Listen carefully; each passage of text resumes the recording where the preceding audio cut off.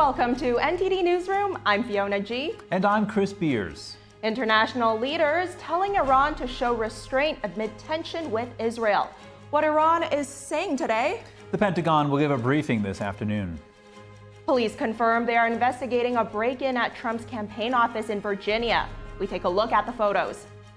Elon Musk and former President Trump talk policy, border security, and the assassination attempt in a conversation on X. Plus, the FBI confirms it's investigating after the Trump campaign says it was hacked by Iran. A Chinese company is accused of stealing bodies from crematoriums, then dismembering them for profit. We have the details. What are lawmakers doing about the issue of squatting? Squatting is when someone you never met moves into a property you own without your knowledge and claims a right to live there. Our guest breaks down the recent law changes.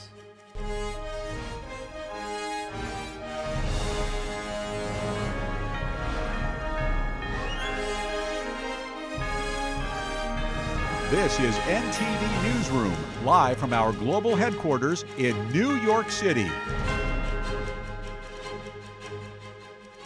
Tensions in the Middle East keep rising amid possible retaliatory attacks against Israel by Iran.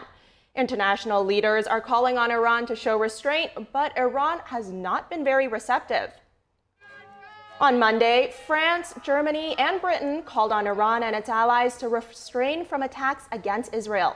This came after the killing of the political chief of Hamas in Tehran. Iran said the calls for restraint lack political logic and contradict principles of international law.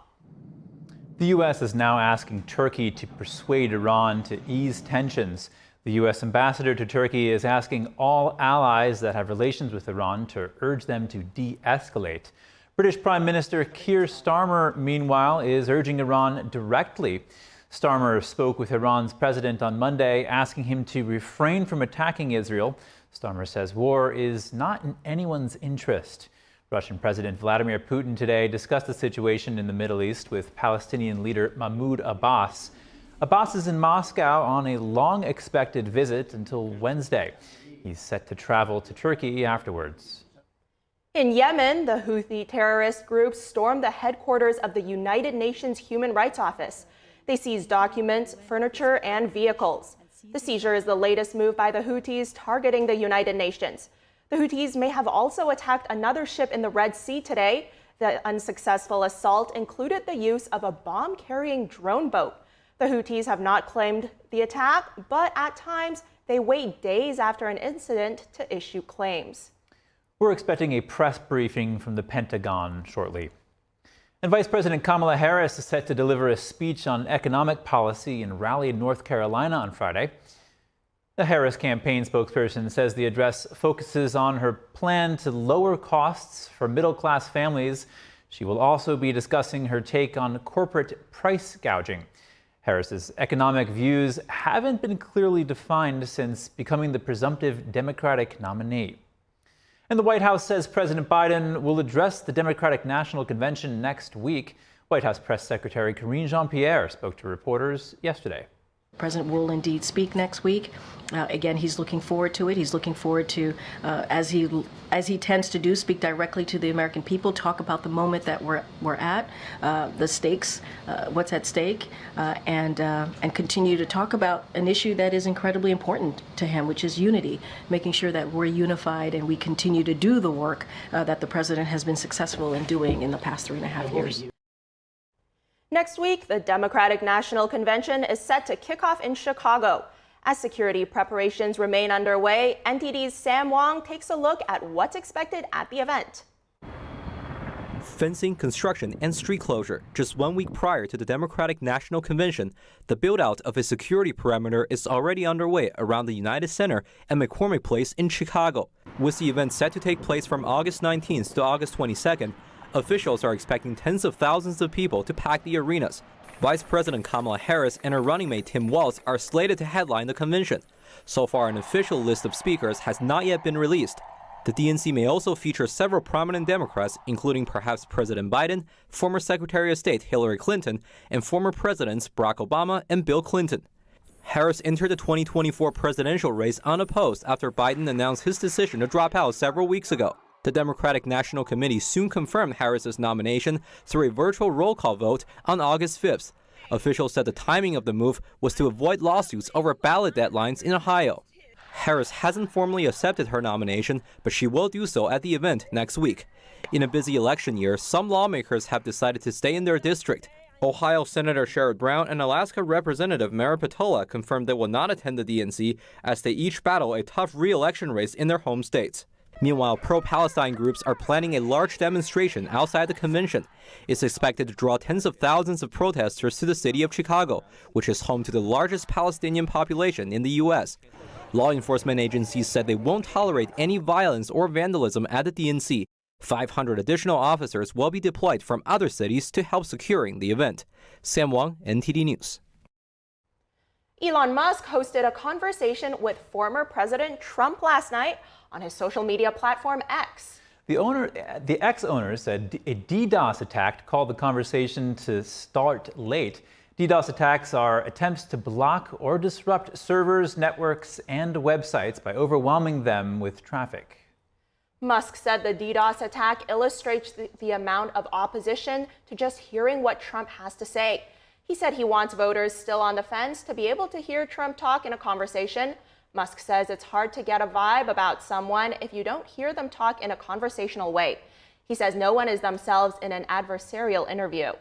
The two men talked about would-be assassins, policy, border security, and censorship, among other things, for roughly 2 hours. Musk said this morning combined views of the conversation from other accounts have passed 1 billion. Meanwhile, the FBI says it's launched an investigation into a reported hack targeting Trump's campaign. NTD's Jeremy Sandberg has takeaways from Musk and Trump's conversation on X. Trump began the X Spaces conversation by congratulating Musk for breaking every record in the book with his social media platform X. Musk wanted to talk about the attempted assassination right from the start. The entrepreneur told Trump his actions after being shot were incredibly inspiring. The President of the United States represents America, and I think that is America. That is strength under fire.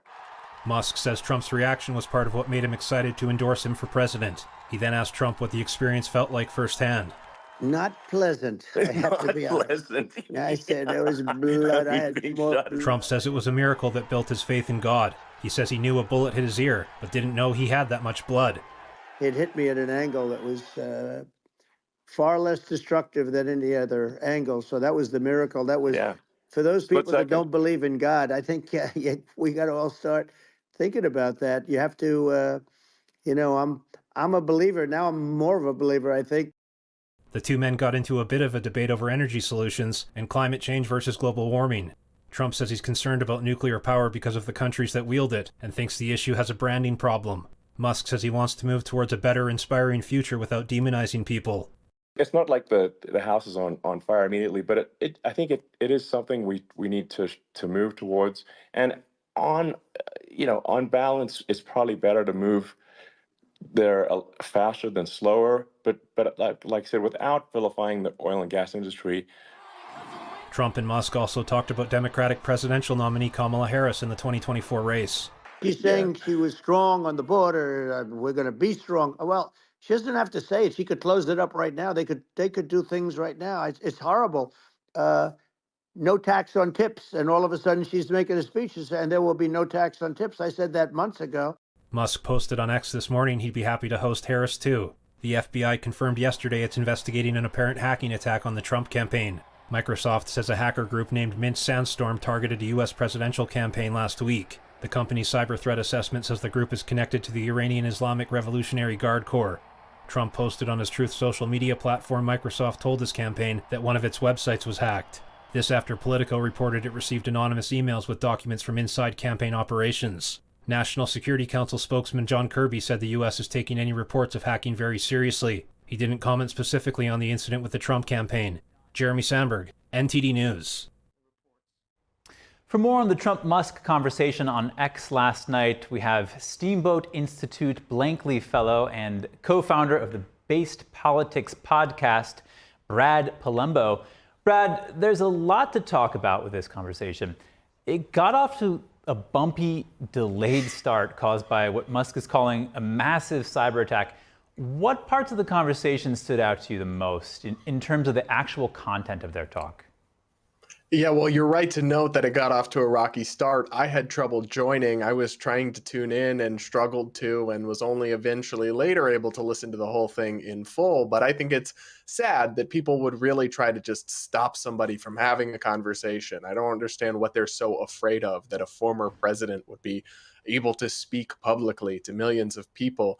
To me, the most interesting part of the conversation was hearing Trump recount the assassination attempt in a more casual and personal setting, right? They weren't on video. He wasn't in a high stakes interview, and he just talked about the human side of how it made him feel. And I think no matter your politics, no matter whether you love Trump or hate him, the man barely survived with his life, a really harrowing incident. So that was really fascinating to hear his insight into it, and to see him engage with Musk, who is an eccentric figure, to say the least, and very far from a traditional media interviewer. When they got into policy, I thought it left a lot to be desired, but the more personal the more personal elements of it, I thought, were compelling.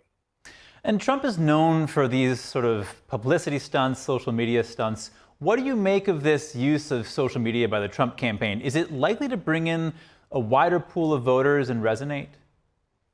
I don't think so to any large extent, because Twitter is still a fairly niche app that most Americans don't use. Now, the coverage of it is going beyond the app, but if you were trying to reach Democrats or moderates or independents, this is probably not the way to go on Twitter. It's become more right-leaning in its audience and its base since Elon Musk took over. But it is still an interesting new way to get out your message to the public, and it has been heard and seen clips and excerpts millions and millions of times. So I don't think it was an ineffective tactic, but it's not super well targeted to swing state voters or independents or anything like that. But it is just interesting, and especially interesting in contrast to Kamala Harris, who won't give an interview to anyone, let alone a 2-hour conversation for the world to see. I would love to see her actually, sit down with anybody and be asked about some of her huge flip-flops, some of her inconsistent positions, some of the way that she's trying to be all things to all people, to simultaneously be a establishment moderate Democrat and a radical progressive from California. I would love to see her have to square that circle in real time by any sort of interview, even one that would hardly be adversarial if it was a mainstream media interview. But she's just totally hiding from the press, and I think that's doing the public a disservice. So obviously it was a softball. It wasn't meant to be an adversarial interview with Trump and Elon, but at least he's doing stuff. He's also done more adversarial interviews, and he's getting his message out there to the people. Yeah, there's definitely a contrast between the Trump and Harris campaigns in terms of unscripted interviews. Now, Musk endorsed Trump shortly after the assassination attempt on Trump's life. Tell us about Musk's reasoning here and the impact you think his endorsement could have. Well, I think his endorsement is largely kind of a news item. He's a super famous figure, and it could have some financial assets because Musk does have resources to invest in a campaign. But I will say I find Elon Musk's logic kind of bizarre, to endorse someone immediately after the assassination attempt against them. That doesn't make someone more or less qualified to be president. It doesn't make their policy ideas more or less correct. Simply the fact that they barely survived an assassination attempt with their life. In some ways, Trump was heroic during all of that, I'll certainly acknowledge. But to go and say, therefore, I'm supporting him for president, doesn't make a whole lot of sense to me as a logical matter. It seems more emotionally driven. Just, I feel for him. He just barely survived with his life. But again, that doesn't tell you much about policies. So if prior to that event, you weren't on board with the policy agenda of Trump, and now you are, that doesn't make a whole lot of sense to me logically. Yeah, it's interesting wondering what else there could be behind that endorsement. Recently, Musk has received criticism from some countries for not policing content on X around, say, the Venezuela election and riots in the UK. Just before this interview, in fact, the EU seemingly warned Musk to watch what he and Trump discuss. What did you make of that letter that he received? Yeah, I think it's an authoritarian attack on free speech from European bureaucrats who are trying to exert control over American companies they have absolutely no right to dictate terms to.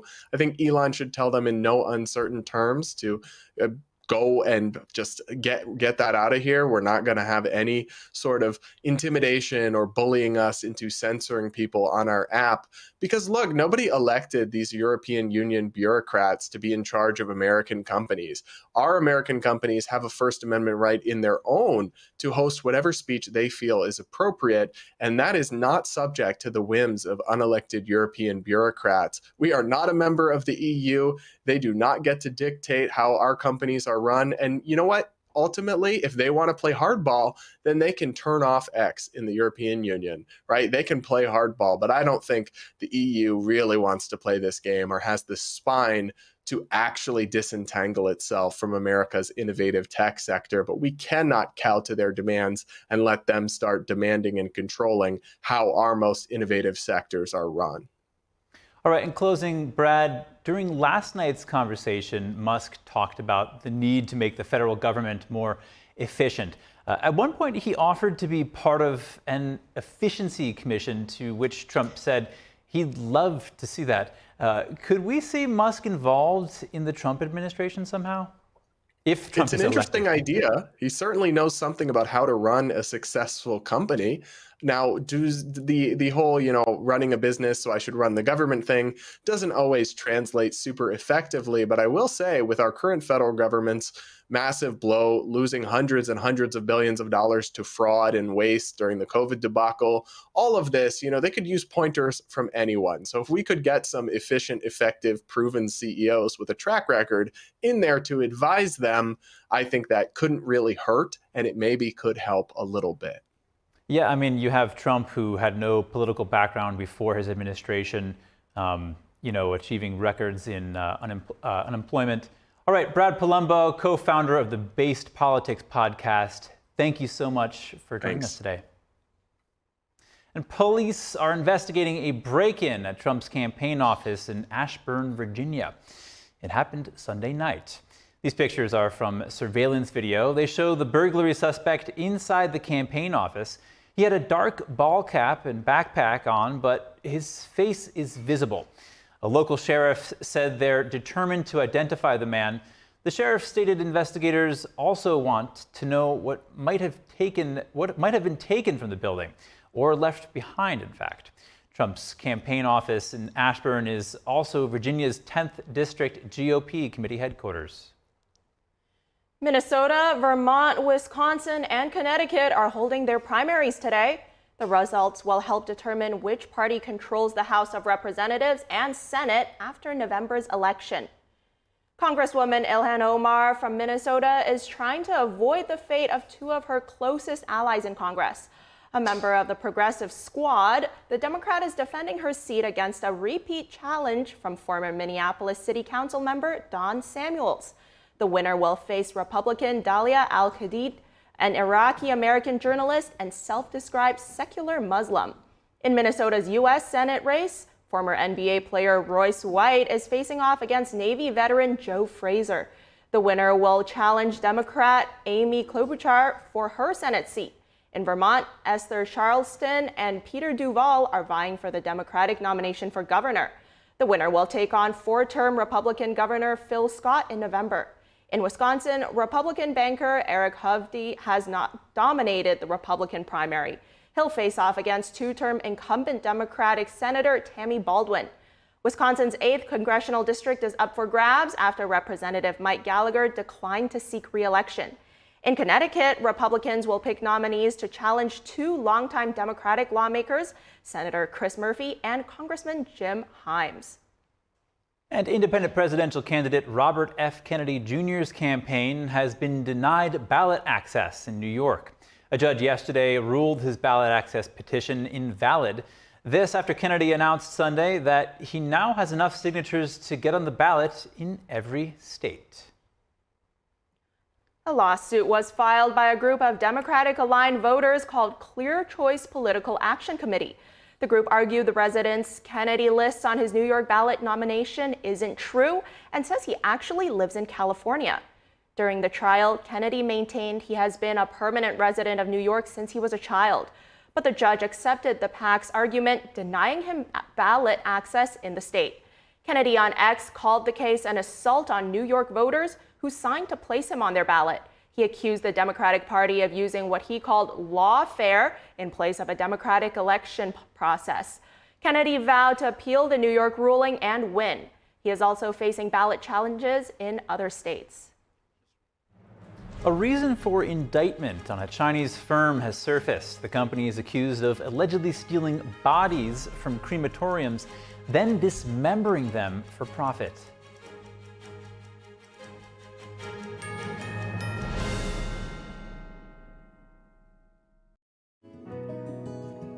Looking for a healthy and smooth-tasting brew? Drop by Days Coffee Roasters today and explore our wide selection of specialty-grade small batch roasted coffee. Home to North America's first enzyme fermented coffee, we source a wide selection of specialty-grade coffee beans from around the world, and our baristas are ready to craft your customized brew.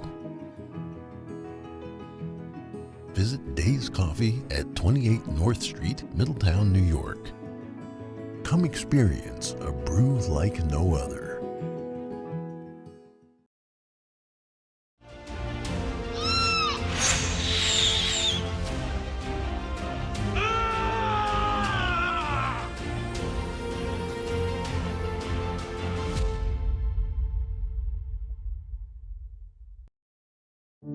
Hi, I'm Susan Lucci. I never thought about heart disease until I had my own heart event. I received 2 stents in my arteries, stents developed through research funded by the American Heart Association. Those stents saved my life. I have met so many survivors. Each of them tells a story that can be so helpful to women out there. Everything was pretty good. It was a very happy life. I was given the diagnosis that I had peripartum cardiomyopathy, which is basically a pregnancy-induced heart failure. They told me my only chance was a heart transplant. And the American Heart Association helped make that possible. Their research helped save me. I think everyone should support the American Heart Association. Call now or go to helpheart.org. For only $19 a month, just 63 cents a day, you can help fund the next medical breakthrough. Get the next person trained in CPR, the next hospital certified in high-quality cardiovascular care.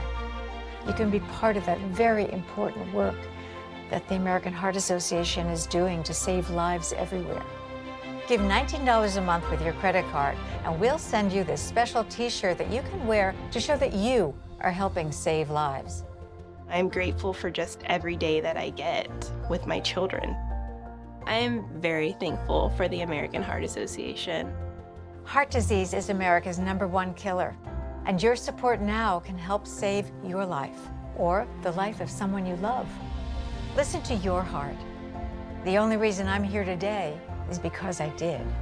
So please call the number on your screen or go to helpheart.org now. Join me as a monthly donor today and help save even more lives.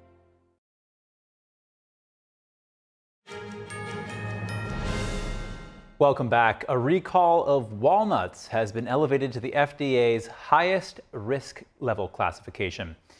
In July, California-based Stutz Packing Company voluntarily recalled packages of its shelled walnuts due to listeria.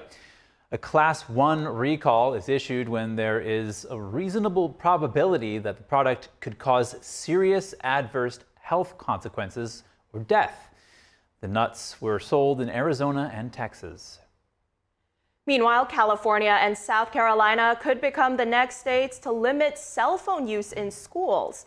The efforts mark a broader push by officials in Utah, Florida, Louisiana, and elsewhere to try to reduce distractions in the classroom. Cell phone bans are already in place at many schools, but they aren't always enforced. Newsroom signed a law in 2019 granting districts the authority to regulate students' smartphone access during school hours. Today, California Governor Gavin Newsom said in a letter, school districts should act now to help students focus. The impact of social media on the mental health of children and teens is also a top priority. South Carolina lawmakers have passed a one-year rule that requires schools to ban student cell phone use or risk losing state funding. Schools have until the start of 2025 to implement specific rules. And Starbucks will soon have a new CEO. The company said it will replace CEO Laxman Narasimha with Brian Niccol, CEO of Chipotle. The ouster said comes just a year after Narasimha took over the role. Sales recently dropped 3% globally at stores open for at least a year. The CEO's tenure faced challenges with weak sales in the U.S. and China. The change at the top also comes as Starbucks stock has fallen 17% for the year. Niccol has been leading Chipotle since 2018. During his tenure, the chain's revenue grew nearly 800%. Niccol will formally assume the role on September 9th. The announcement today prompted a 10% increase in pre-market trading for Starbucks shares. And there's some sad news for Olympic gymnast Jordan Chiles. An international sporting court says they cannot reverse the decision to strip Chiles of her bronze medal, in spite of new evidence. The International Olympic Committee on Saturday asked Chiles to return her medal for the women's floor exercise final. They said her coach's appeal to change her score came 4 seconds after the stipulated time. This meant her score ended up being lower than Romanian gymnast Ana Barbosa, who was given bronze instead. USA Gymnastics appealed the decision, but the Court of Administration for Sport said it has no way to reverse the move. USA Gymnastics said it was told the court cannot change the decision even if given conclusive evidence of a scoring mistake. USA Gymnastics said it was deeply disappointed in the decision and will continue to pursue avenues to ensure Chiles keeps her medal. Selling bodies. The morbid hashtag topped search charts on China's social media, but has been wiped by censors. This after an indictment surfaced accusing a Chinese firm of allegedly stealing bodies from crematoriums, then dismembering them for profit. Here's more. A social media post shining a light on the business of turning human remains into profit in China. Just a warning, the following content may be disturbing for some viewers. A Chinese lawyer posted an indictment on the country's largest social media platform last Thursday. It accused a Chinese company of illegally procuring thousands of bodies nationwide, then, quote, brutally dismembering them and culling flesh from bones. The processed human remains were then sold as bone grafting materials. Bone grafting is kind of surgery that involves using transplanted bones to repair damaged bones in a living patient. It's widely used in dental surgery. The indictment said the company made over $50 million from such practices over 8 years. It allegedly sent staff to steal over 4,000 bodies from funeral homes and crematoriums. It also allegedly bought a dozen bodies from a doctor in Shandong. The doctor dissected body parts, froze them, then sold them for over $1,000 each. What's more, the Chinese company reportedly forged donor registration forms to obscure its illegal sourcing. And it didn't accept just any bodies. The deceased had to have been between 20 and 60 years old, and they could not have died from disease. Because of the requirements, a human rights activist is casting doubt where the bodies come from. If those bodies did not come from those that died of disease, and also must be within a certain age range, it's reminiscent of the Chinese Communist Party's decades-long practice of forced organ harvesting. Forced organ harvesting refers to the practice of harvesting organs from prisoners of conscience, then selling them for profit. An international tribunal in London concluded that members of the Falun Gong faith group were probably the main source of China's organ supply.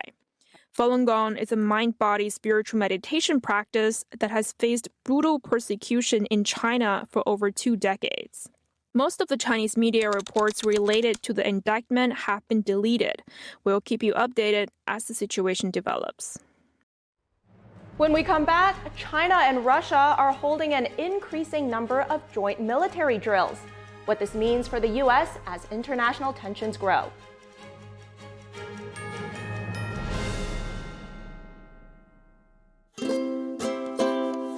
If you're happy and you know it, clap your hands.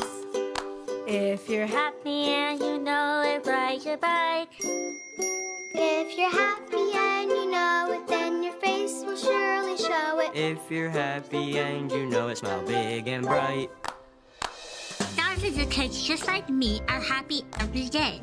And it's all because of generous people like you who support Shriners Hospitals for Children every month. All you have to do is call the number on your screen or go online to loveshriners.org right now with your monthly gift. Because of people like you, Shriners Hospitals for Children is able to make an everyday miracle happen for kids like me. If you're happy and you know it, dance around. If you're happy and you know it, play a song. If you're happy and you know it, then your face will surely show it. If you're happy and you know it, take a shot. And when you call or go online right now to donate $19 a month or more, we'll send you this adorable Love to the Rescue blanket as a thank you and a reminder of all the smiles you're bringing to kids' faces every day. Will today be the day you send your love to the rescue? When you call the number on your screen right now and give as little as $19 a month, just 63 cents a day, you'll be making a life-changing difference for a child, just like Sarah. Your monthly gift today could change your life forever. Because of you. We are happy and we know it. Thank you. Thank you. Thank you. Thank you. Please call or go online right now to give. If operators are busy, please wait patiently or go to loveshriners.org right away.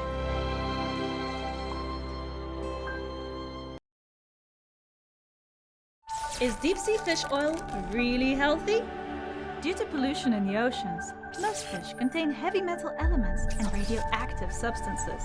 That's why it's so important to choose a pure source of omega-3. Puritang green vegetable omega-3 is made from purslane and perilla seeds, which are rich in nutrients and minerals, especially vitamins A, D, E, calcium, and iron. With natural processing and no harmful chemical additives, it has more than 90% concentration of omegas 3, 6, 7, and 9. It effectively improves brain power and is beneficial to the heart's health. Puritang omega-3 does not smell of fish and contains no pollutants, so both adults and children can safely and easily consume it over a long period of time. Puritang green vegetable omega-3, greener, healthier, and more effective. Visit puritang.com to learn more.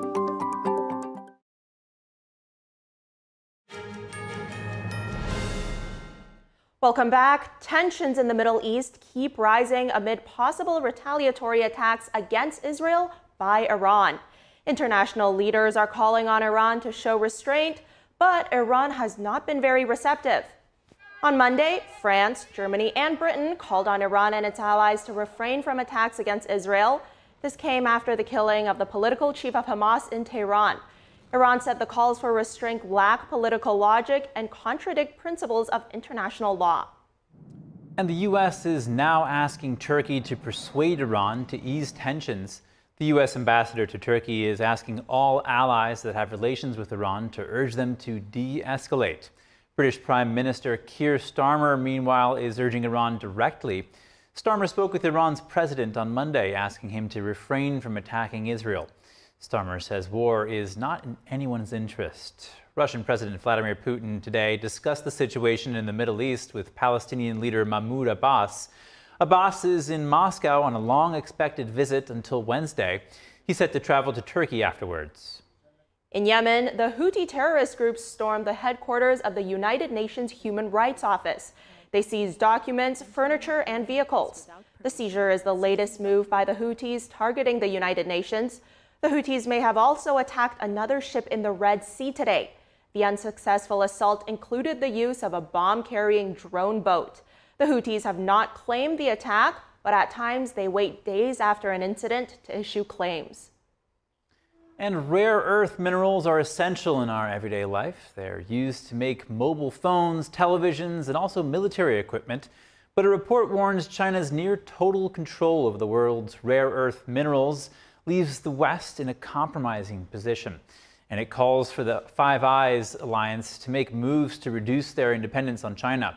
Here's NTD's international correspondent Malcolm Hudson with more. Western nations face a potentially major national security risk. China controls some 60% of the world's rare earth minerals and processes around 90% of them, a near complete monopoly.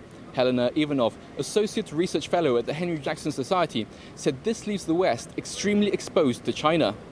For the United States, this is particularly problematic because not long ago, the United States was one of the leading countries when it comes to exporting rare earth minerals. But then in the subsequent years, America basically increased step by step its reliance on China and nowadays imports as much as 80% of rare earth minerals from China.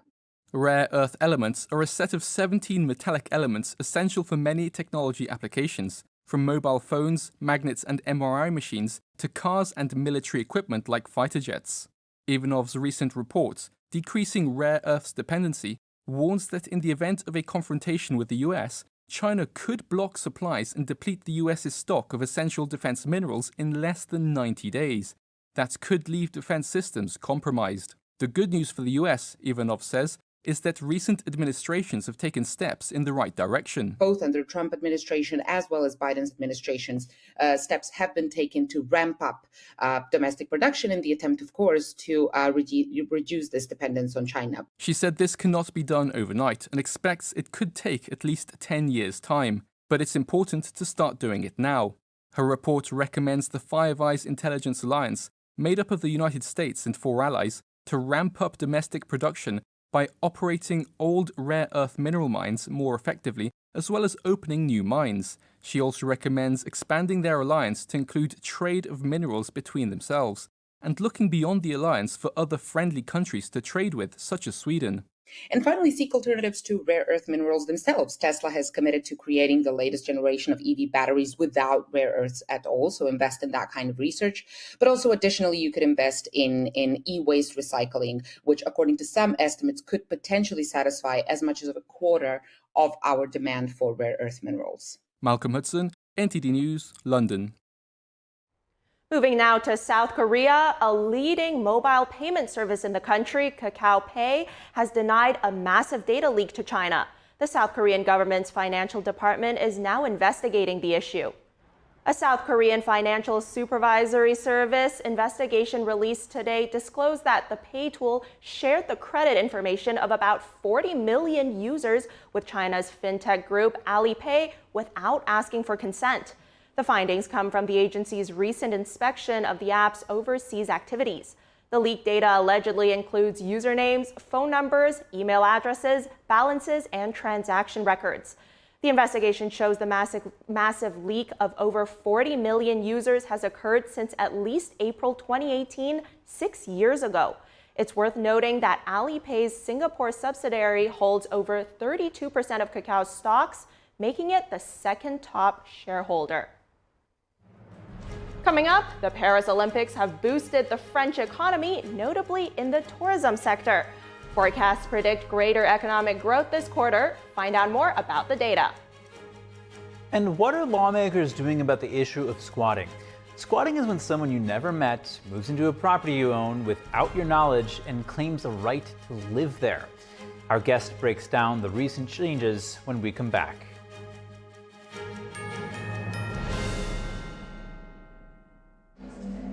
Life doesn't always give you time to change the outcome.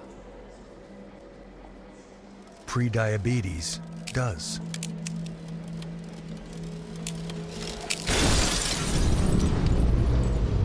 One in 3 adults has prediabetes, and you could be one of them. There are usually no signs for prediabetes, so it's important to understand your risk. With early diagnosis, prediabetes can be reversed. And you can change the outcome. Take the 1-minute prediabetes risk test today. Go to doihaveprediabetes.org. What if you could whiten your teeth by simply brushing your teeth? Now you can with Smile Actives, the teeth whitening breakthrough that safely gets your teeth white and keeps them white every day, just by brushing your teeth. I never thought that whitening my teeth could be so easy. I just put the gel on the brush, the toothpaste on it, brush, and I can see my white teeth. Simply add Smile Actives to any toothpaste and our patented PolyClean technology activates into a powerful microfoam that penetrates into the enamel surface to safely lift and remove stains. You need a simple way to whiten your teeth. Without strips, without trays, without going to the dentist. And it was about time that a product was developed that you would be able to do that with just brushing. And now Smile Actives is even better with new Pro Whitening Gel with 33% greater whitening power, clinically shown to whiten teeth faster, up to 8 shades. 100% of users saw whiter teeth. On food stains, coffee and wine stains, even on veneers, crowns, and dentures. I eat the blueberries, I drink the coffee, and I know that Smile Actives will keep my teeth white every day. If you could use something so easy like Smile Actives to take yellow teeth to white teeth, why wouldn't you? Why spend hundreds of dollars for whitening treatments at the dentist when now you can whiten your teeth with new Smile Actives Pro Whitening Gel every time you brush your teeth? Call or go to smileactives.com and for a limited time get new Pro Whitening Gel for just $24.95. Order in the next 5 minutes and buy one, get one absolutely free for just $24.95. That's 2 for 1 and save 58%. We'll even include free shipping. Get your teeth whiter guaranteed or return it within 60 days for your money back. I smile every day now. The difference is literally night and day. So now I'm always smiling, always choosing, because now my teeth are much whiter. This offer is not available in stores, so call or click now before the special buy one, get one free offer goes away.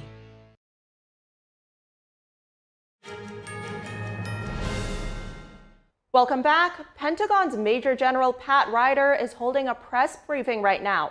Let's tune in. Of caution, 8 service members were transported to a separate location for further assessment and evaluation. All 8 received treatment for TBI and smoke inhalation. 3 of those service members have returned to duty while the others remain under observation. But according to CENTCOM, none of the injuries are life-threatening. Okay, good. And then just on your Middle East update, can you tell us if the F-A-18s have returned to the carrier now that the F-22s are in place? And does the Secretary intend to keep 2 carriers? I know this has been asked. I didn't know if maybe you had a more firm answer on that. Keep 2 carriers in the region for any extended period of time. Yeah, I don't have any specific updates that I'm able to share right now, Lita, in terms of the locations of the F-18s. As you know, they are in theater, obviously, as part of the Theodore Roosevelt Strike Group. Certainly we'll keep you updated on that. In terms of the ABE coming into the AOR, I'm just not going to be able to get into timelines in terms of potential overlap. Again, as we've highlighted, the Secretary has ordered that carrier to accelerate to get to the CENTCOM AOR, and it will add to the capabilities that we have in the region. Sorry, I think there's just a little bit of confusion on the word accelerate also. I mean, it goes at a certain speed. Is he cutting out a port call, or is he asking it to somehow go faster? It's going to move, with all haste to get to the AOR, again, to provide this additional capability and capacity. Okay. Lucas, welcome to the briefing room. Thank you, General Ryder. Appreciate that. Under what circumstances would U.S. forces launch an attack on Iran? So look, our focus is on de-escalating the situation. We have put these additional capabilities into the region to enable us, as I highlighted, to protect our forces, but also to support the defense of Israel should it be attacked. I'm not going to speculate or get into hypotheticals on when and if Iran launches an attack or one of their proxies launches an attack. Their public comments have been very clear, so we need to take those seriously. But our focus is on de-escalating tensions, working on enabling that ceasefire and getting these hostages returned home. But isn't it important at this critical time in history that you send a very clear signal to Iran that if they launch a major attack on Israel and or its proxies, U.S. military will attack Iran? Don't you need to send a clear signal about what Iran, if they do it, if they cross it, you will attack them. I think we are sending an extremely clear signal, which is that we are going to support the defense of Israel as evidenced by the capabilities that, one, we already retain in the region, and two, the additional capabilities that were flowing into the CENTCOM and EUCOM AOR. Real quick on Lincoln. The Secretary has ordered Lincoln to the Middle East twice now in the past in over 10 days. The first time was 2 days after the Hamas leader was killed outside in Tehran. The second time was on Sunday, as you mentioned. Where was the sense of urgency for Lincoln to get to the Middle East? Lincoln was just doing an exercise with the Italian Navy on Friday. If it was so urgent for Lincoln to get to the Middle East, why did you need the second set of orders? Well, Lucas, as a former naval officer yourself, you understand the complexities and intricacies associated with managements of large fleets around the world. And the bottom line is, again, as evidenced by the capabilities that we are surging into the region, we will have a variety of capacity and capability to respond to various contingencies. Again, the focus is on de-escalating the situation, protecting our forces, and supporting the defense of Israel. And we'll continue. And this is not a Lucas Tomlinson press conference, so I'm going to go over to Idris. If you do this, launch this major attack, the U.S. military will strike back. Why can't you just clearly say that? I think we've been very clear that we're going to support the defense of Israel, and I'm not going to speculate about potential future attacks by Iran. Idris. Just a request first. I think Task and Purpose had an interview with General Vowell, OIR commander. If it would be possible to get him in the briefing room, or maybe General Kurilla, to sort of talk about the force posture adjustment, I think that'd be We've very got to get helpful. the T-walls set up, though, first before we can do that. So, yeah. Just on the Lincoln, though, was there a written order given to the crew of the Lincoln regarding the latest ordering or accelerating? Look, I'm not going to get into the specifics of how the Department of Defense transmit orders to its units. The bottom line is the Secretary has ordered the USS Abraham Lincoln Carrier Strike Group to accelerate its deployment to the CENTCOM AOR, and I'm just going to leave it at that. I think what we're confused about is, what does that mean? Because if you give an order saying going somewhere, presumably they're going as fast as they can. And what it sounds like is maybe this was more public messaging than an actual legitimate military order.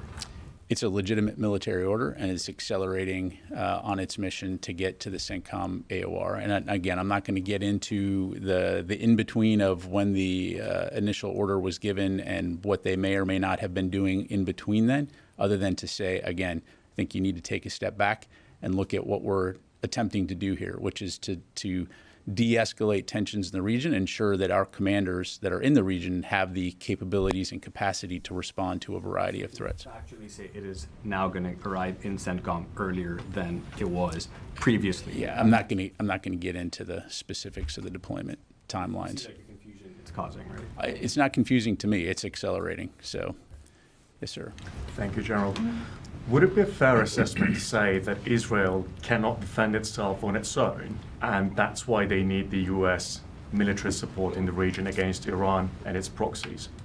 Well, the U.S. and Israel have shared a long-standing security relationship, and we've been very clear, even before October 7, on the U.S. support for Israel, supporting its qualitative military edge. But also post-October 7 have been very, very clear in terms of our ironclad support for the defense of Israel. And so, as you saw on April 13, when Iran conducted its unprecedented attack, the United States, true to its word, supported the defense of Israel. Just one more. So is this a just-in-case situation, or is this military support indispensable? Because you've got the F-35s, F-22s, F-18s, 16s, 15s, the warships, the air defense systems, the troops, everything, like, the whole 9 yards. Is this just in case or indispensable? Well, again, I'd go back to what I said at the top. And I think it's important not to look at the individual parts, but look at what it is that we're trying to do here, which is deter a wider regional conflict, prevent a regional war in a very tense Middle East, with Iran threatening to retaliate and to use potentially overwhelming force. And we, again, have been very clear in our commitment to aid in the defense of Israel. No one wants to see escalation. No one wants to see a wider regional conflict. So, hopefully we don't find ourselves in a situation of having to employ those capabilities. But if we need to, in the defense of Israel, we will. And so just leave it there. Charlie.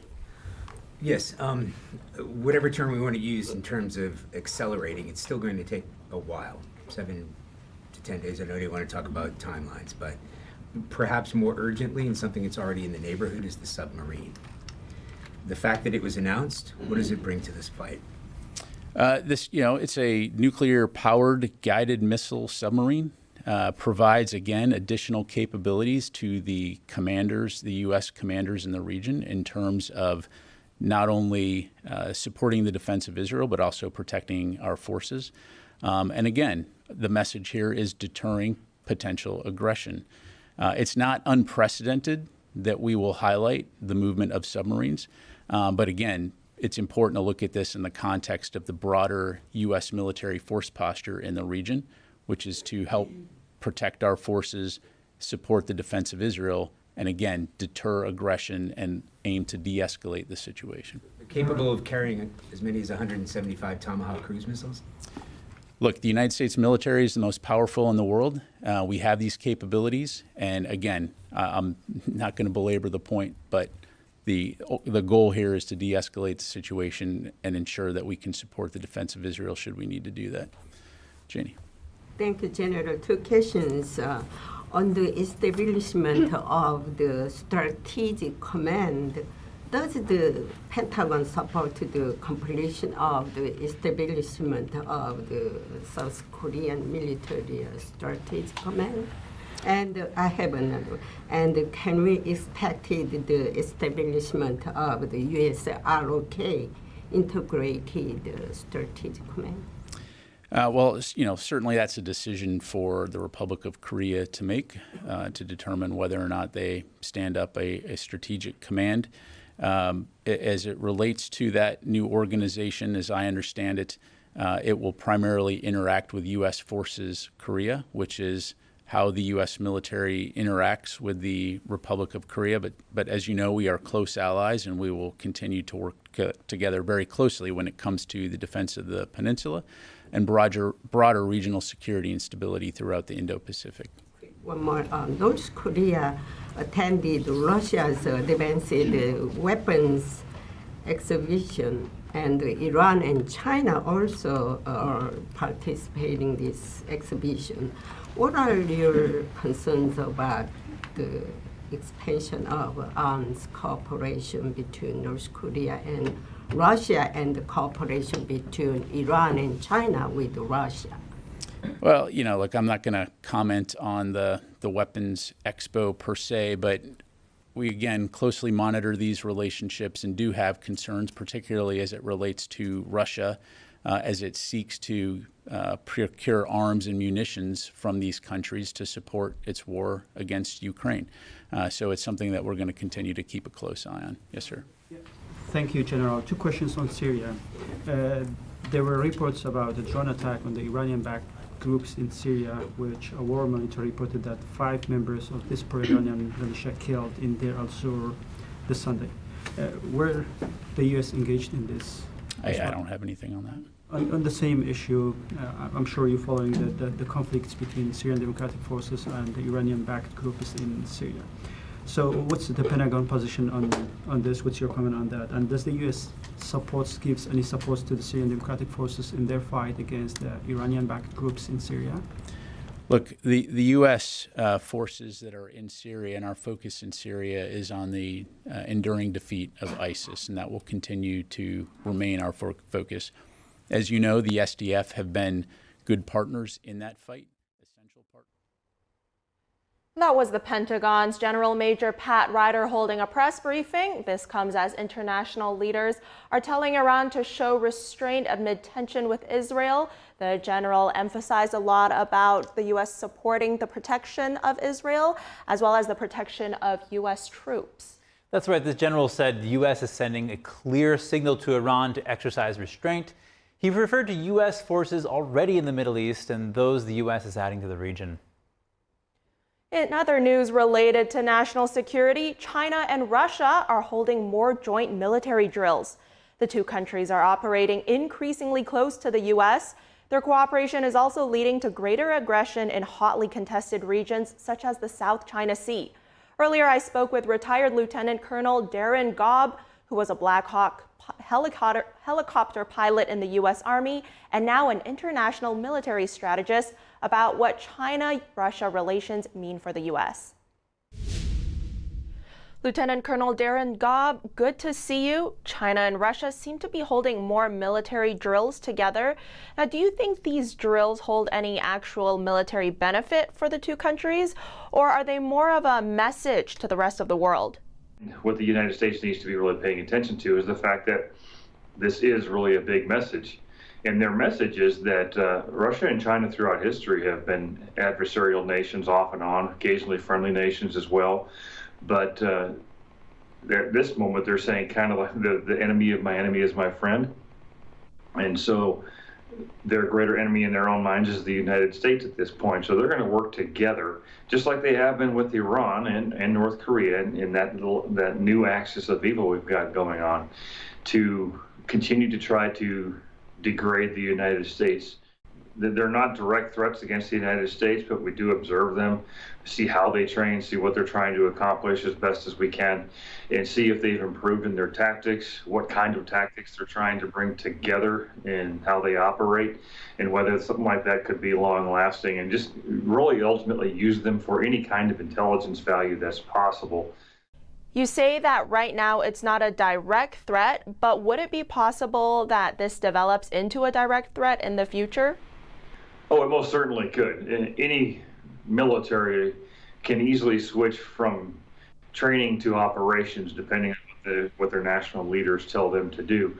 And so when you see Russia and China training together, specifically in Asia, you look at the distributed nature of our forces throughout the Middle East.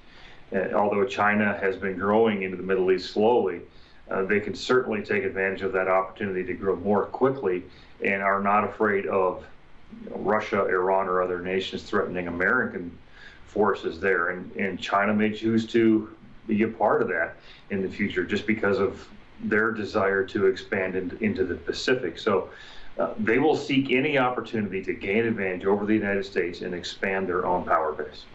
And going back for a second to the Middle East, as you just mentioned, there is a lot of conflict there and also in Europe and a lot of tension in Asia as well. So what are you most closely watching?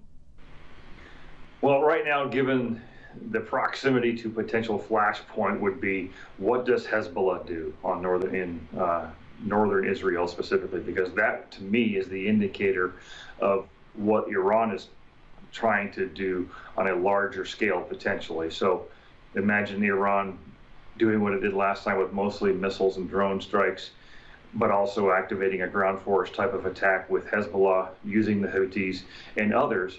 That, to me, is a critical concern specifically to the Middle East, but it won't stay there because it'll trickle over into what I have been watching for a long time, which is these small terror cells coming across the United States boundary. And I will tell you that the greatest threat to the United States right now is the ideology that comes out of China right now, specifically the Chinese Communist Party, and what they're doing, bringing in Russia alongside them, and then by way of Russia, then Iran comes alongside them. So I think we really need to not get distracted too much by what China will be doing in the Pacific and along our southern border. That's my primary concern, has always been our southern border and what's coming across. Second to that, though, is making sure that we show a message to the world that we stand by our allies wholeheartedly, and that would be to make sure nothing happens in Israel that we cannot handle jointly with them. You mentioned Chinese ideology. Could you elaborate more on that?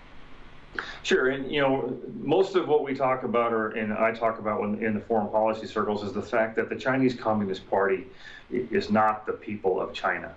And so we recognize the difference. And so the Chinese Communist Party, the communist ideology, is what has been exported out of the CCP for a long time. And that is not only moving people across our border into the United States who abide by that, but it's funding people and advancing people in the United States, specifically in politics and other ideas through Confucius Institutes that influence our colleges to police stations in major American cities.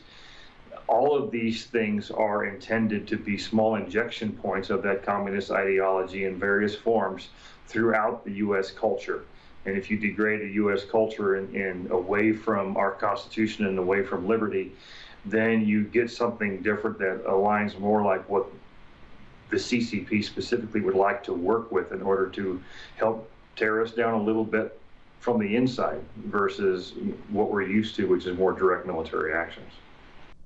Lieutenant Colonel Darren Gobb, thank you.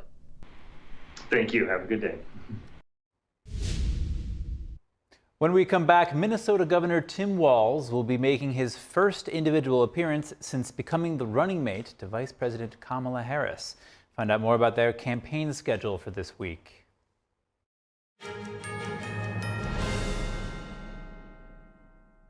What do you do when your tire goes flat and there's no air anywhere? You reach for Bullseye Pro, the smarter, faster, hands-free way to fill it up with air. Bullseye Pro is equipped with a rechargeable lithium-ion power plant. So fast and so convenient. It's like the power of an air compressor in the palm of your hand. Look, you can inflate all 4 tires on a single charge. It has a built-in smart pressure digital sensor that gauges and automatically stops when the set tire pressure is reached. Easily inflate pool toys, exercise balls, and more. Call or go online now and get the complete Bullseye Pro inflation system for the factory direct price of just $79.99. Plus, we'll ship your entire order free, and we'll give you a 50% discount on a second one. Order now. To order, call 1-800-984-7221. That's 1-800-984-7221, or go to getbullseyepro.com. Tangazo hili linahusu njaa. Tarajia kuona watoto wakiwa na njaa katika maeneo haya. Mambo yalikuwa bora kwa miaka mingi. Tuliweza kupigana na njaa na watoto wachache walikufa. Lakini sasa mambo yamebadilika na kwa mabaya zaidi. Hii ni kwa sababu wakati huu ukame umeangamiza zaidi. Через війни та конфлікти ми мусимо залишати наші домівки і всі наші речі. Ми навіть не маємо їжі. Тому нам потрібна ваша допомога. Millions of children are fighting to survive due to inequality, conflict, poverty, and the climate crisis. Save the Children is working alongside communities to provide a better life for children. And there's a way you can help. Please call or go online to give just $10 a month. Only 33 cents a day. We urgently need 1,000 new monthly donors in the next 30 days to help the children we support around the world. You can help provide food, medicine, care, and protection, plus so much more that a child needs, by calling right now and giving just $10 a month. Ви можете допомогти голодуючим родинам вижити. All we need are 1,000 monthly donors in the next 30 days. Please call or go online now with your monthly gift of just $10. Thanks to generous government grants, every dollar you give can have up to 10 times the impact. And when you call with your credit card, we will send you this Save the Children tote bag as a thank you for your support. Toto kote duniani потребують вашої допомоги. Your small monthly donation of just $10 could be the reason a child in crisis survives. Please call or go online to givetosave.org to help save lives.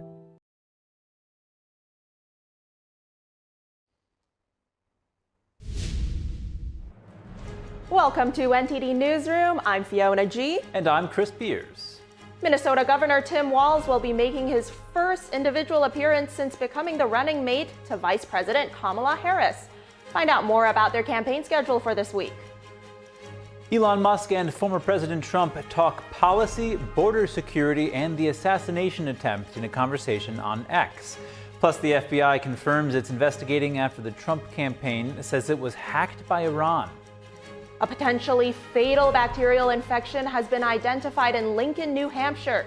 So far, 5 people have been diagnosed. An Ohio police officer is indicted for murder in the shooting death of a 21-year-old pregnant woman. Body camera footage captures the altercation. Hurricane watches are issued as Tropical Storm Ernesto continues to gain strength while barreling across the Caribbean. And a Chinese company is accused of stealing bodies from crematoriums, then dismembering them for profit. We have the details.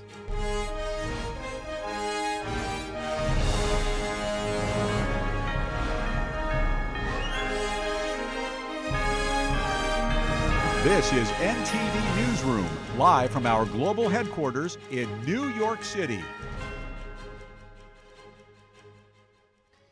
Vice President Kamala Harris is set to deliver a speech on economic policy in Raleigh, North Carolina on Friday. A Harris campaign spokesperson says the address focuses on her plan to lower costs for middle-class families. She will also be discussing her take on corporate price gouging. Harris's economic views haven't been clearly defined since becoming the presumptive Democratic nominee. Elon Musk hosted a conversation with former President Trump last night on his social media platform X.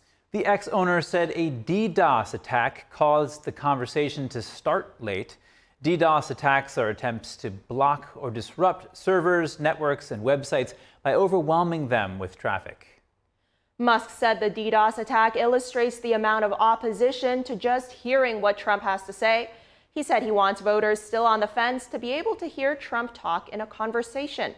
Musk says it's hard to get a vibe about someone if you don't hear them in a conversational way. He says no one is themselves in an adversarial interview. The two men talked about would-be assassins, policy, border security, and censorship, among other things, for roughly 2 hours. Musk said this morning combined views of the conversation from other accounts have passed 1 billion. Meanwhile, the FBI says it's launched an investigation into a reported hack targeting Trump's campaign. NTD's Jeremy Sandberg has takeaways from Musk and Trump's conversation on X. Trump began the X Spaces conversation by congratulating Musk for breaking every record in the book with his social media platform X. Musk wanted to talk about the attempted assassination right from the start. The entrepreneur told Trump his actions after being shot were incredibly inspiring. The President of the United States represents America, and I think that is America. That is strength under fire. Musk says Trump's reaction was part of what made him excited to endorse him for president. He then asked Trump what the experience felt like firsthand. Not pleasant, I have to be honest. I said there was blood. I had more blood. Trump says it was a miracle that built his faith in God. He says he knew a bullet hit his ear, but didn't know he had that much blood. It hit me at an angle that was far less destructive than any other angle. So that was the miracle. That was, for those people that don't believe in God, I think we got to all start thinking about that. You have to, I'm a believer. Now I'm more of a believer, I think. The two men got into a bit of a debate over energy solutions and climate change versus global warming. Trump says he's concerned about nuclear power because of the countries that wield it and thinks the issue has a branding problem. Musk says he wants to move towards a better, inspiring future without demonizing people. It's not like the house is on fire immediately, but I think it is something we need to move towards. And on balance, it's probably better to move there faster than slower, but like I said, without vilifying the oil and gas industry. Trump and Musk also talked about Democratic presidential nominee Kamala Harris in the 2024 race. She's saying she was strong on the border. We're going to be strong. Well, she doesn't have to say it. She could close it up right now. They could do things right now. It's horrible. No tax on tips, and all of a sudden she's making a speech and there will be no tax on tips. I said that months ago. Musk posted on X this morning he'd be happy to host Harris too. The FBI confirmed yesterday it's investigating an apparent hacking attack on the Trump campaign. Microsoft says a hacker group named Mint Sandstorm targeted a U.S. presidential campaign last week. The company's cyber threat assessment says the group is connected to the Iranian Islamic Revolutionary Guard Corps. Trump posted on his Truth social media platform Microsoft told his campaign that one of its websites was hacked. This after Politico reported it received anonymous emails with documents from inside campaign operations. National Security Council spokesman John Kirby said the U.S. is taking any reports of hacking very seriously. He didn't comment specifically on the incident with the Trump campaign. Jeremy Sandberg, NTD News. Following the live interview, the United Auto Workers Union said today it has filed federal labor charges against Trump and Musk. The union says Trump and Musk tried to threaten and intimidate striking workers during the live interview. In their conversation, Trump appeared to praise Musk for firing workers who go on strike. United Auto Workers said in an announcement that under the National Labor Relations Act, workers cannot be fired for going on strike. UAW President Shawn Fain also says that Trump stands against what the union stands for. And police are investigating a break-in at Trump's campaign office in Ashburn, Virginia. It happened Sunday night. These pictures are from surveillance video. They show the burglary suspect inside the campaign office. He had a dark ball cap and backpack on, but his face is visible. A local sheriff said they're determined to identify the man. The sheriff stated investigators also want to know what might have been taken from the building or left behind. Trump's campaign office in Ashburn is also Virginia's 10th District GOP committee headquarters. And today, Chicago city officials joined the U.S. Secret Service for a press conference. They're addressing preparations for public safety ahead of the Democratic National Convention. Here's what the special agent says. As far as comparing Butler to a national special security event, you can't compare it. This is a whole of government approach. We've been planning for this convention for well over a year, so we can't compare the two. Next week, the Democratic National Convention is set to kick off in Chicago. NTD's Sam Wong takes a look at what's expected to happen at the event. Fencing, construction, and street closure. Just 1 week prior to the Democratic National Convention, the build-out of a security perimeter is already underway around the United Center and McCormick Place in Chicago. With the event set to take place from August 19th to August 22nd, officials are expecting tens of thousands of people to pack the arenas. Vice President Kamala Harris and her running mate Tim Walz are slated to headline the convention. So far, an official list of speakers has not yet been released.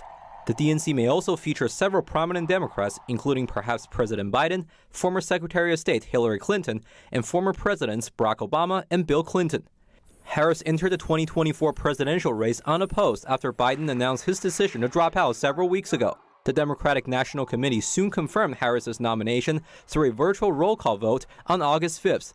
Officials said the timing of the move was to avoid lawsuits over ballot deadlines in Ohio. Harris hasn't formally accepted her nomination, but she will do so at the event next week. In a busy election year, some lawmakers have decided to stay in their district.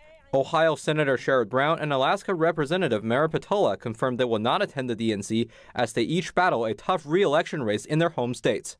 Meanwhile, pro-Palestine groups are planning a large demonstration outside the convention. It's expected to draw tens of thousands of protesters to the city of Chicago, which is home to the largest Palestinian population in the U.S. Law enforcement agencies said they won't tolerate any violence or vandalism at the DNC. 500 additional officers will be deployed from other cities to help securing the event. Sam Wong, NTD News. Next, an Ohio police officer was indicted for murder today in the shooting death of a 21-year-old pregnant woman. Body camera footage captured the altercation. NTD's Andrew Thomas has the latest on the case. Last August, Takaya Young was suspected of stealing alcohol when Blendon Township police officer Connor Grubb and a fellow officer approached her car. Body camera footage shows the second officer ordering Young to get out of the car at the driver's side window. Young refuses and can be heard asking, "Are you going to shoot me?" Seconds later, she turns the steering wheel to the right and rolls forward toward Grubb. Grubb places his left hand on the hood before firing a single shot through the windshield, killing her. Moments later, the car stops against a building before officers break the driver's side window. A Franklin County grand jury has indicted Grubb on charges of murder, involuntary manslaughter, and felonious assault. Blendon Township Police Chief John Belford has commented on the indictment. A grand jury's indictment is merely the first step in the legal process, and Officer Grubb is presumed innocent like anyone charged with a crime.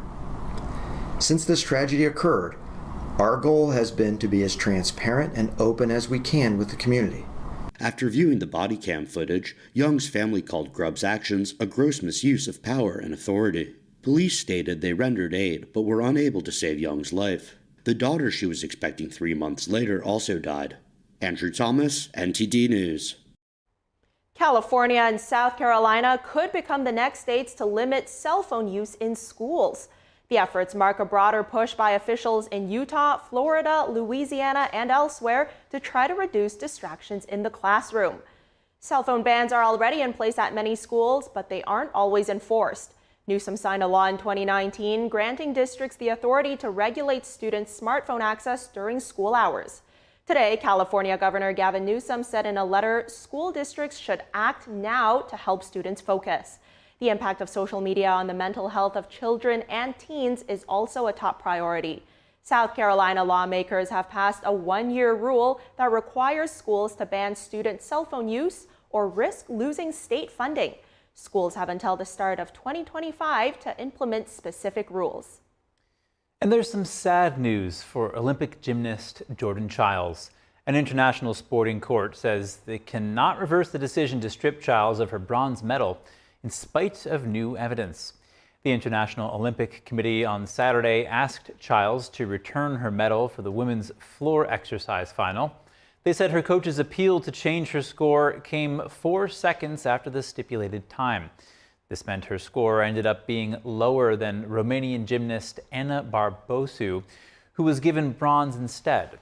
U.S. Gymnastics appealed the decision, but the Court of Arbitration for Sport said it has no way to reverse the move. U.S. Gymnastics said it was told the court cannot change the decision even if given conclusive evidence of a scoring mistake.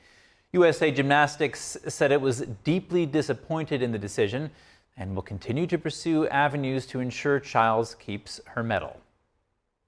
Coming up, a potentially fatal bacterial infection has been identified in Lincoln, New Hampshire.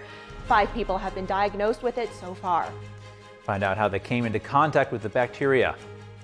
And Starbucks is going to have a new CEO, why the coffee chain is making such a decision, and who will replace him. That and more after the break.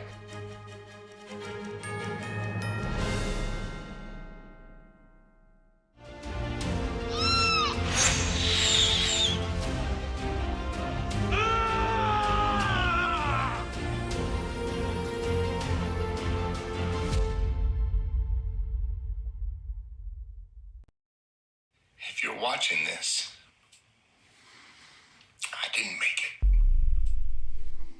Thanks to people like you and the American Heart Association, my family never had to see this video. I was a healthy 47-year-old, no symptoms, but then my doctor discovered I had a bad heart valve that was beyond repair. The scariest day of my life was when I was sitting on a gurney as I looked and my wife was at my side and my kids had me surrounded. Deep down, you know, this could be it. This could be all there is. Not having him around for Riley to grow up with and have that papa figure in his life, that would have been hard. This little heart valve did something really big. It saved my life. I wouldn't be here today without it. The research for this heart valve was funded by the American Heart Association.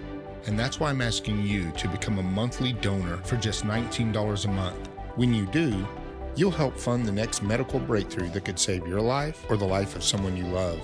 You'll also provide life-saving CPR training and help certify hospitals to give the best care to those who have had a heart attack or stroke. When you give $19 a month, we'll send you a t-shirt just like this one. From the moment you put it on, you'll help raise awareness for heart disease and stroke. Since my surgery, I had a son get married. I had a daughter graduate high school. I had another daughter give birth to a precious boy. I would have missed all that. And that's why it's personal for me. We're very thankful for everyone who is a donor because it gives us more time. Every 40 seconds, someone has a heart attack. The next person you help save could be someone you love or even you. Become a monthly donor today by calling or going to helpheart.org because it's personal. Do you know that Cars for Compassion is the best way to donate your car? Through this non-profit program, you can not only help us keep bringing the world independent and daringly truthful journalism, but also significantly impact the life of somebody who needs a vehicle. The Epoch Times fights misinformation and big tech censorship by being independent and unbound to advertisers. Every single contribution to Cars for Compassion is a powerful endorsement of our unwavering mission. All you have to do is go to carsforcompassion.org and let us know about your car, and we'll schedule a pickup time and email you a tax-deductible receipt. To do this, just click the link below. Support truth, compassion, and hope. Donate your car right now at www.carsforcompassion.org.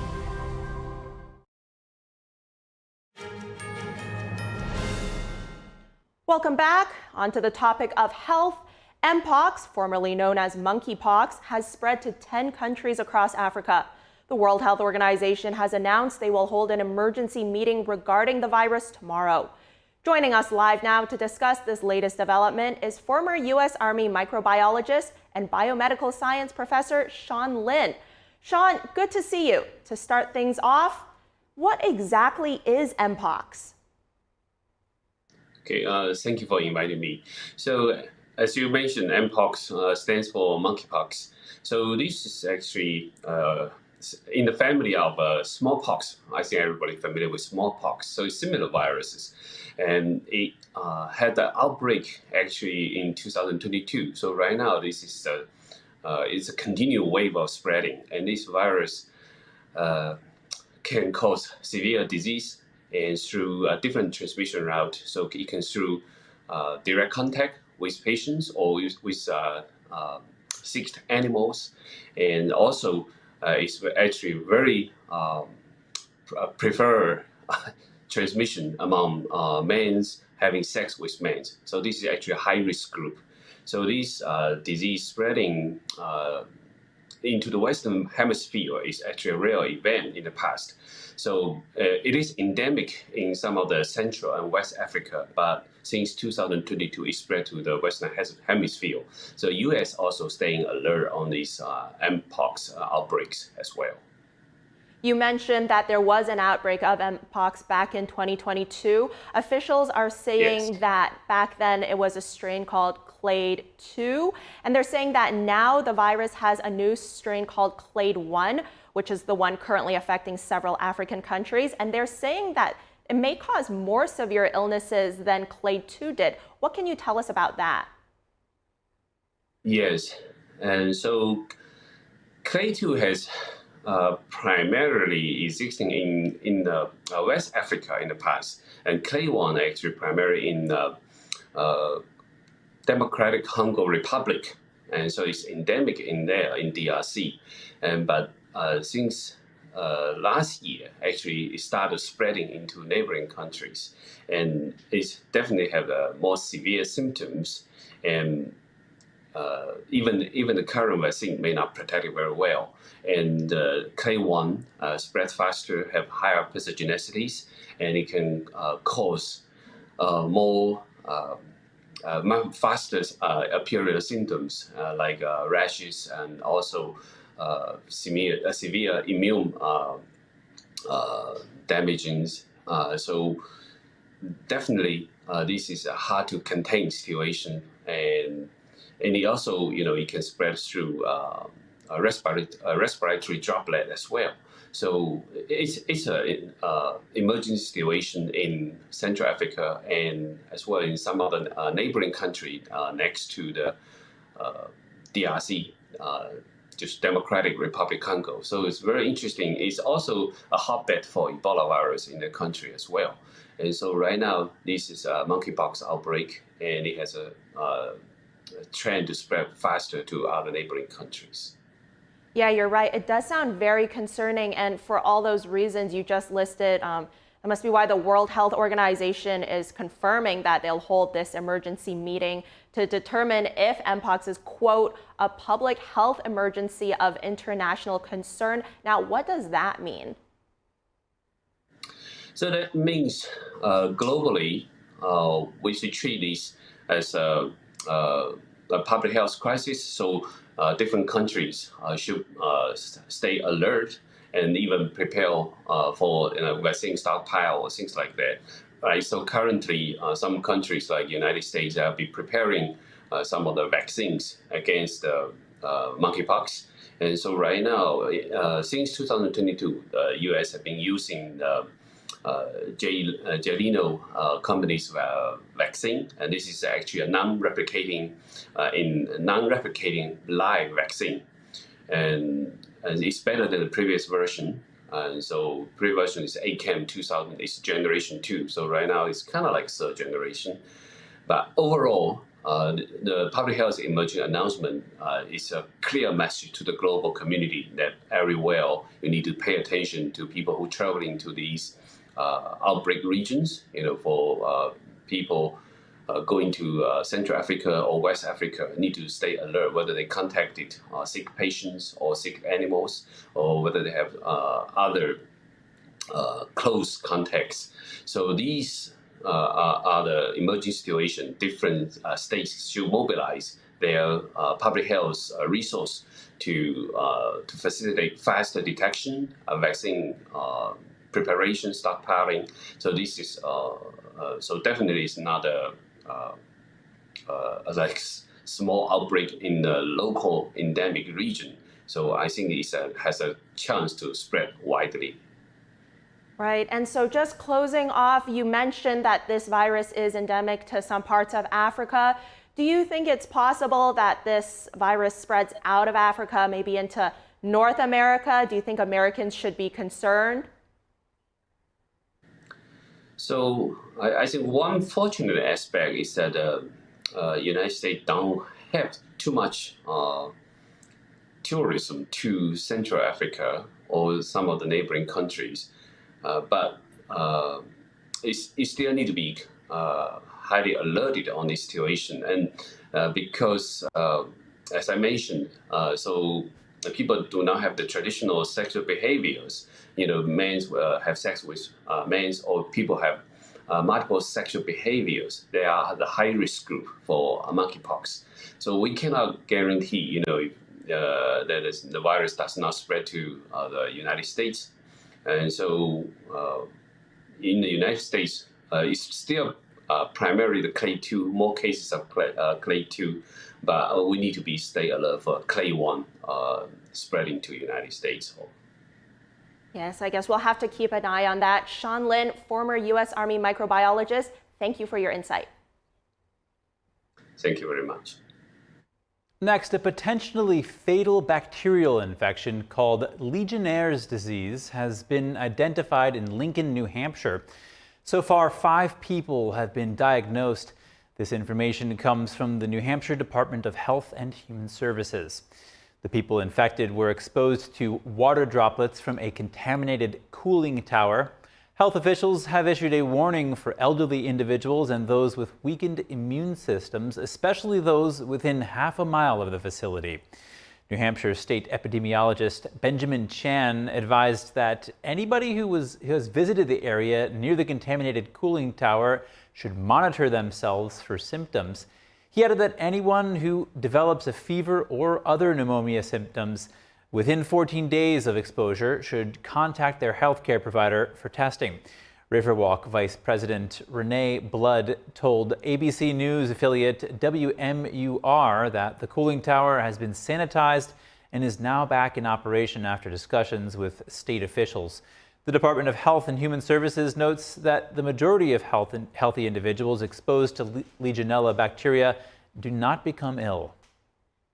President Biden is set to announce up to $150 million in funding for research aimed at improving cancer surgeries.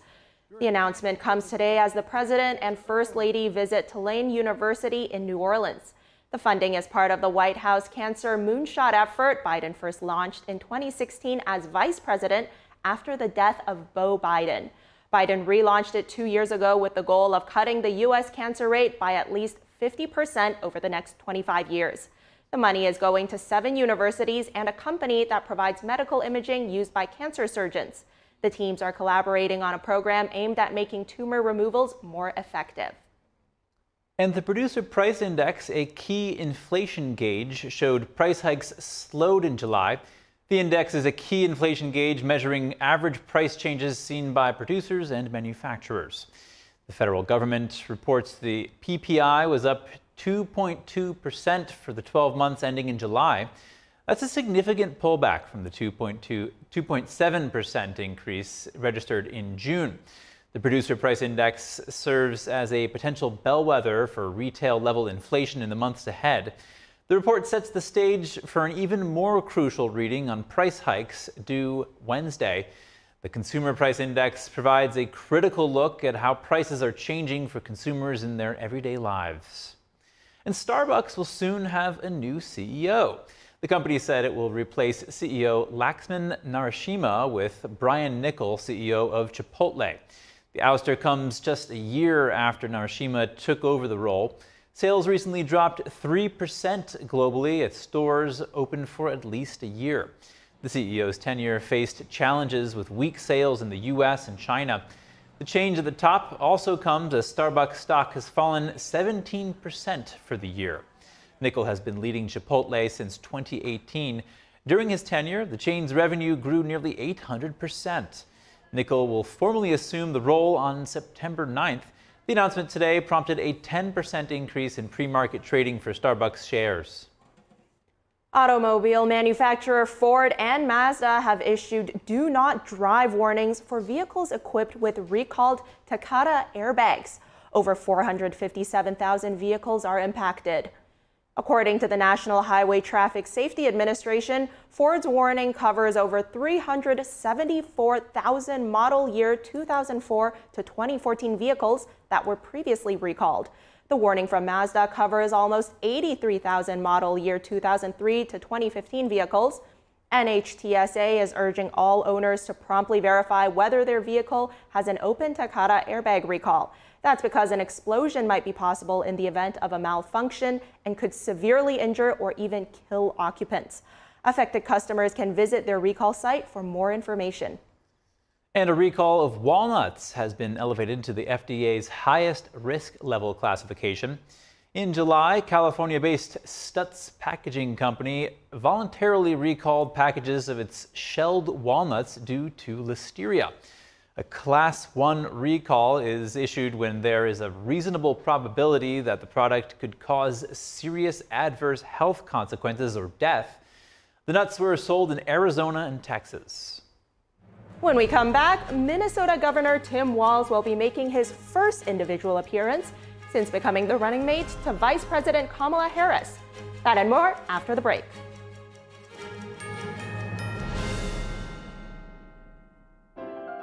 The 7th NTD International Piano Competition will take place at the Kaufman Music Center in New York City.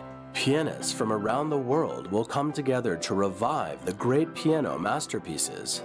Join us on this uplifting journey.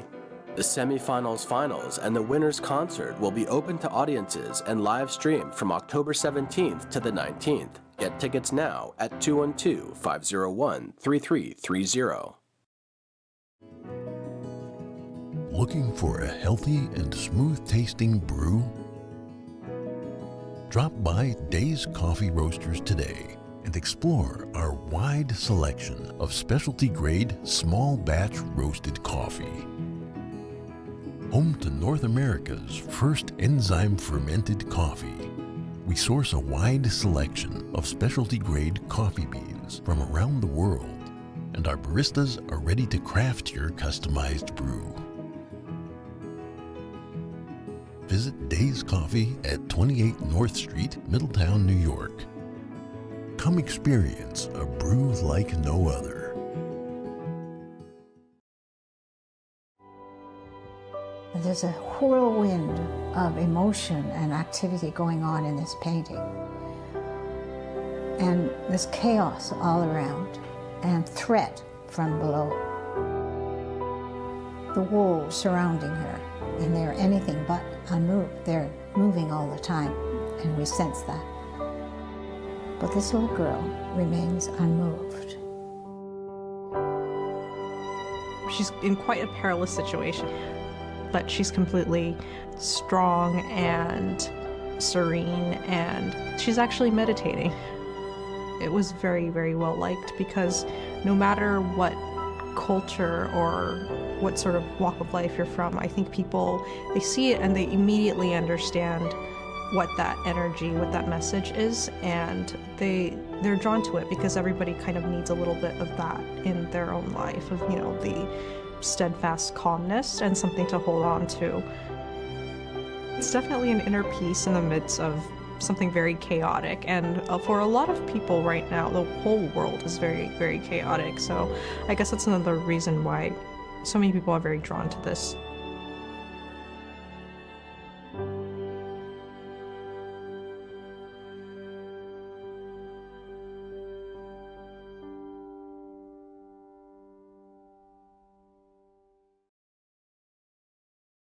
Lord Heavenly Father, I pray to you today to guide us tomorrow. Give us strength as we face death. Help us not to be afraid.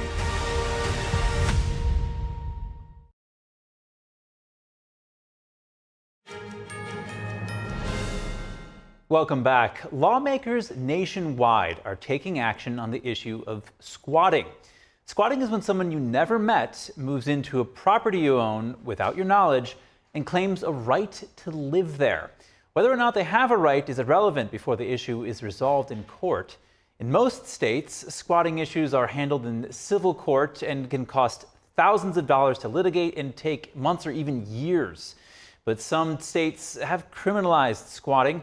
We speak with Kyle Sweetland, Strategic Research Manager at Pacific Legal Foundation, about the new measures. Kyle Sweetland, thank you so much for joining us today. What do we know about the scope of the squatter problem in the U.S.? Yeah, in the research that I've been able to do on squatting, I can tell you that in Georgia and New York, we're seeing squatting on the rise in the civil court systems.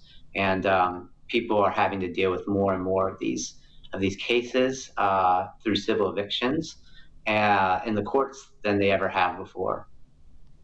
And how are states responding to this issue? Some states are taking a very proactive approach and being able to go ahead and create laws that call squatting exactly what it is, trespassing. And by doing so, they're able to also find a way to speed up the process of removing these squatters. Instead of having to go through a month-long or a year-long process for property owners through a civil eviction case, states are creating a process that allows the court to determine much more quickly who these people are. Are they squatters? Are they valid tenants? And then based on that determination, be able to remove them more quickly from the property owner's home.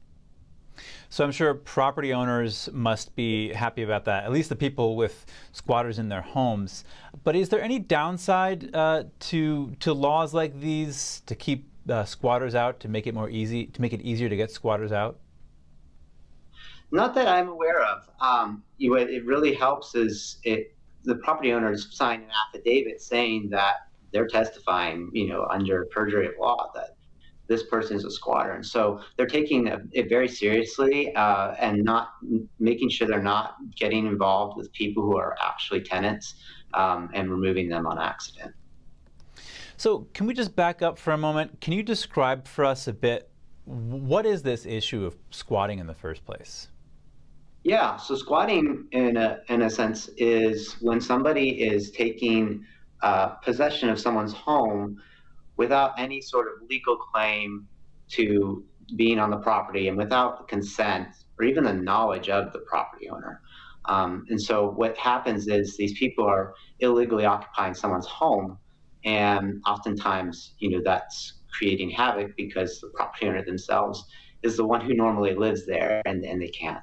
And what does it take to get a squatter out of somebody's house? Well, in 32 states as of May, we found that the process someone has to follow is they have to go to the civil courts, they have to get a notice and serve the notice to the squatter, and then they have to go through the civil eviction process, which is normally reserved for landlord-tenant disputes. And that's how the state is treating these issues in many cases. There are some states that are obviously changing their laws in light of the problems that squatting presents, but most property owners are having to go through this civil eviction process. And those cases can take months or up to years to get heard by the courts. And so this is why it's taking property owners so long to be able to get back in their homes. Yeah, and to that point, you mentioned before about how the courts are kind of backed up across the country with cases like this. Do we have any sense about why there's so many squatters in the U.S.? Yeah, I think that the squatting issue became especially significant in recent years with a viral TikTok video that was showing people this legal loophole that existed. And I think also one could talk about the rising rents across the country. It's becoming more expensive than ever to be able to find a place to live. And I think those things are contributing to this. There's also a backlog in the civil court system because of the eviction moratorium that was in place in 2020. And just in closing here, Kyle, the organization you're with, Pacific Legal, has a sort of roadmap for what lawmakers can do or start to implement to deal with the issue of squatting in their states. What are some of the things in that roadmap? Yeah, so the big thing, first of all, is learning to call squatting what it is, trespassing, and creating this legal process that allows the state to deal more efficiently with removing squatters. Instead of going through a civil case, they require, now to be dealt with separately. In one example, Georgia, they took the time to remove a squatter from 8 months at a minimum down to 10 days by simply following that process. And in addition to this, the model bill that we've got also increases the penalties for squatting, including criminalizing the activity and requiring remedies for squatters, from squatters to property owners. Well, I think everybody hopes that that will work, because it really is egregious when you hear about somebody in the worst case scenario going out of town or maybe traveling for a few months and coming home to find that there's somebody else living in their property claiming that they have a right to be there when they actually know that they don't, just to get one over on the actual property owner. It's really shocking. Kyle Sweetland, Strategic Research Manager at the Pacific Legal Foundation, thank you so much for your time. Thank you. Happening now, Minnesota Governor Tim Walz is making his first individual appearance since becoming the running mate to Vice President Kamala Harris in Los Angeles. Let's take a look. I'm looking at some. So you heard the story. You knew Vice President Harris grew up in a middle-class family, picked up shifts at that McDonald's as a student. I keep asking this to make a contrast here. Can you simply picture Donald Trump working at a McDonald's trying to make a McFlurry or something? He knows us. He couldn't run that damn McFlurry machine if it cost him anything. But Vice President Harris took that work ethic, goes to work every single day to make sure families don't just get by, but they get ahead. She stood on the side of the American workers, and she stood up to the billionaires and fought corporate greed.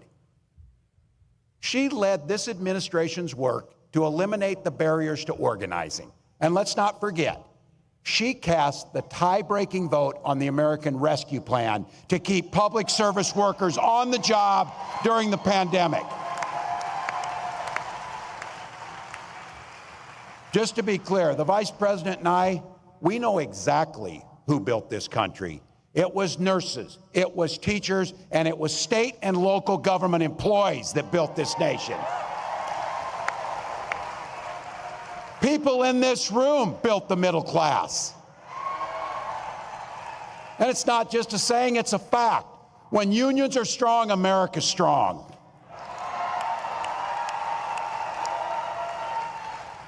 Vice President Harris and I have both had the privilege of joining workers on the picket line. And it's why, as governor, I signed one of the biggest packages of pro-worker policies in history into law. In Minnesota, we made it easier for workers to form unions. We strengthened workers' protections. And yes, we banned those damn captive audience meetings for good in Minnesota. Last time I said that at a union meeting, they sued me over it. It was the best thing to get sued over I ever said. We're going to continue to ban those meetings. But we did more than that for families and AFSCME workers that are there every single day. We did things to improve people's lives in a real fundamental way. We guaranteed free breakfast and lunch to every single child in Minnesota. That helped a whole lot of school employees, AFSCME members, keep their students engaged and keep them in the classroom learning. Today, Minnesota is one of the best states for workers in the country. I'm surrounded by some that aren't. So the vice president's vision is to take those worker protections to every state in the union. Every state in the union.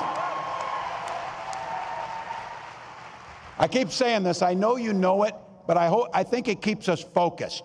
We all understand it in here. You've heard me say this. I know I'm preaching to the choir a little bit today, but the choir needs to sing. The choir needs to sing. And just so you know who's not in the choir, Donald Trump and J.D. Vance, they see the world very differently than we do.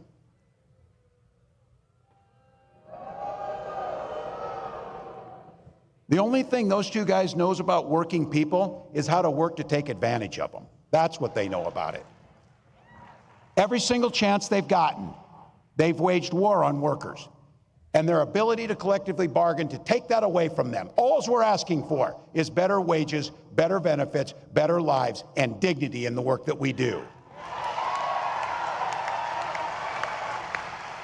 There's a great bill in Congress, should be the easiest vote you've ever taken, the PRO Act. Make it easier to form a union and bargain. Allow people to have the freedom to make a choice. Allow them to be able to do that. They also oppose the Public Service Freedom to Negotiate Act, which would require states to bargain with their employees. Look, if you're living in a state where you get to do those things, it's one thing. But our family and our neighbors and our fellow Americans are living in states where they don't have that. So when it comes to these so-called right-to-work laws that deprive us of the right to be able to form unions, fund what we need, Trump has said he supports right to work 100%. I saw our friend Sean Fain at the UAW had a name for that. He called him a scab, just to be clear. That's not name calling, it's an observation and fact, just to be clear. So, you know, you can tell a lot about people in their personal lives. He spent a decade stiffing service workers from dishwashers, waiters, and carpenters on his own properties to enrich himself. As president, he cut overtime benefits for millions of workers, and he opposed any effort to raise the minimum wage. That's all you need to know. You don't have to ask twice. We know who they are. A guy who goes to Mar-a-Lago, and this is a direct quote, he sits there and tells his friends, "You're rich as hell and we're going to cut your taxes." I believe him when he says that. But he also turns around and tells workers their wages are too high. I keep bringing this up. Who do you know who's asking to cut taxes on billionaires while stiffing working people? I don't know anybody. And I'll tell you what, I think there's a lot of people think that they're on his side or voting for him, that when you put it to them like that, they start thinking things differently. This is where we need to talk to our neighbors. We need to engage. And I'll tell you, his running mate, I don't know if that was a value add to this campaign or not, but he's one of 4 senators, 4, that has never cast a vote on a pro-worker bill in his life. Not once. A stop clock's right twice a day. This guy can't get it right once. Not once for workers. And by the way, these guys are even attacking me for my record of service. And I just want to say, I'm proud to serve my country, and I always will be.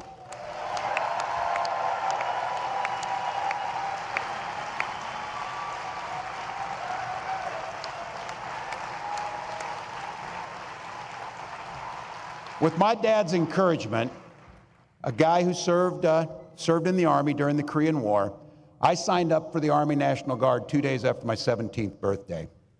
I served for the next 24 years for the same reason all my brothers and sisters in uniform do. We love this country. Then in 2005, I felt the call of duty again, this time of being service to my country in the halls of Congress. My students inspired me to run for that office, and I was proud to make it to Washington. I was a member of the Veterans Affairs Committee and a champion of our men and women in uniform. I'm going to say it again as clearly as I can. I am damn proud of my service to this country.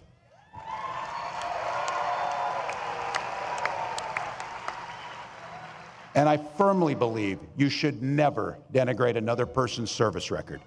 To anyone brave enough to put on that uniform for our great country, including my opponent, I just have a few simple words. Thank you for your service and sacrifice.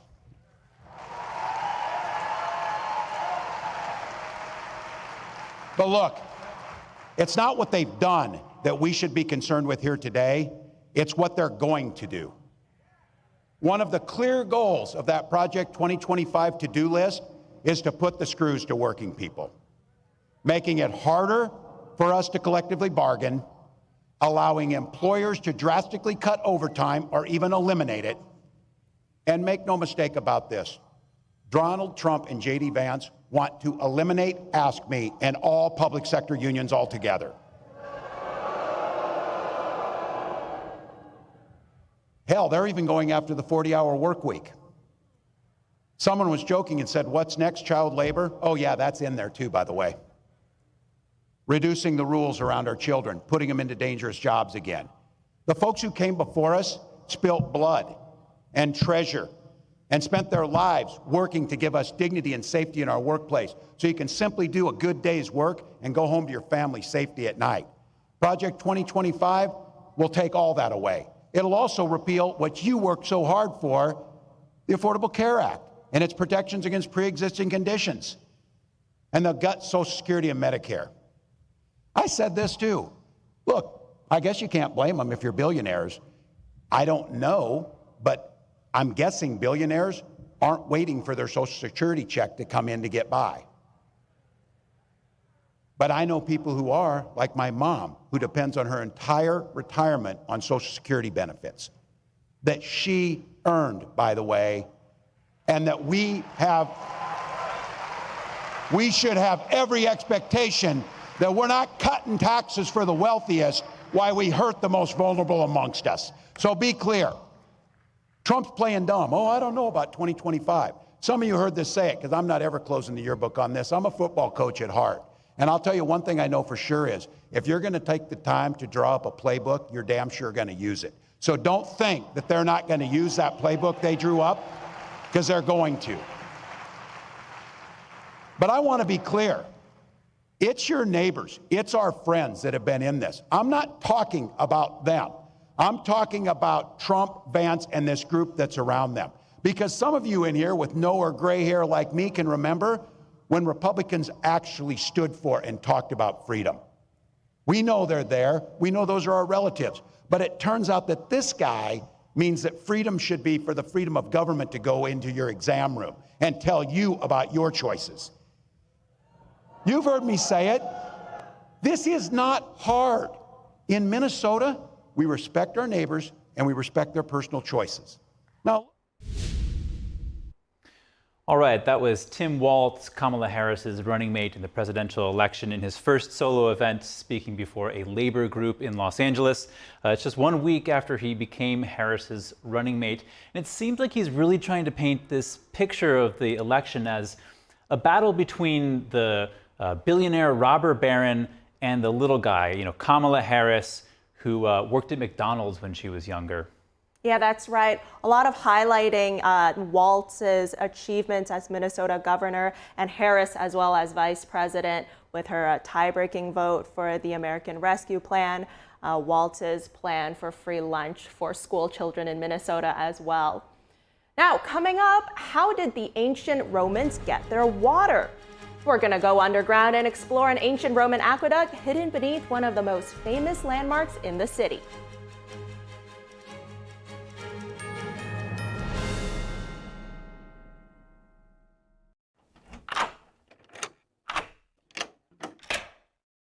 I'm Jonathan Lawson. If you're 50 to 85, please listen closely. The lock I want to talk to you about isn't the one on your door. It's a rate lock for your life insurance that guarantees that once you're insured, your rate can never go up at any time for any reason. Many policies you see don't have one, but you can get a lifetime rate lock from Colonial Penn. This plan was designed for people on a fixed income with coverage options that start at $9.95 a month. That's less than 35 cents a day. Your rate is locked in for life. Coverage can never be canceled, and your acceptance is guaranteed. You cannot be turned down because of your health. See for yourself. Call for an information kit and gift. Both are free with no obligation. Call 1-800-624-6556 for your free information and your free gift. That's 1-800-624-6556. 1-800-624-6556. Call now. I'm Richard Karn, and I love my hose. It ain't those old hoses. This is my hose. The new Pocket Hose Copper Bullet, now infused with real copper, so your water is always clean and lead-free. Just turn on the water and watch your hose grow and grow. And when you turn off the water, away it goes. Our new inner tube uses 3 layers of high-strength latex on the inside. Then it's wrapped in a new polymer filament jacket, 3 times stronger than the other hoses. But my favorite part of our new hose build, the oversized, easy-to-grip fittings. Get the super light 25-foot Pocket Hose Copper Bullet today for only $29.99. But wait, call now and get our copper spray nozzle with our exclusive thumb drive free. This is an exclusive release of our newest Pocket Hose. Order now. Call 1-800-960-8919. That's 1-800-960-8919 or visit copperbullet.hose.com. Order now. When I drink it, the first thing was I feel the warmth in my tummy. It's kind of like gently radiating out, a kind of a very comforting warmth. And it was really good, actually. I felt much better. I did feel, actually, an effect. And I find that it is actually better when I take it regularly. It's actually steamed and dried 9 times. And so it's really, the essence is really extracted. Then the second time, I tried it really like on an empty stomach and just 2 teaspoons of it and over a few times. And wow, that was a big difference because suddenly I could feel, wow, I was very good energized. I didn't have to eat. I could work outside in the garden for a couple of hours and I still felt very well. And I was impressed by that. So I think it's a good product.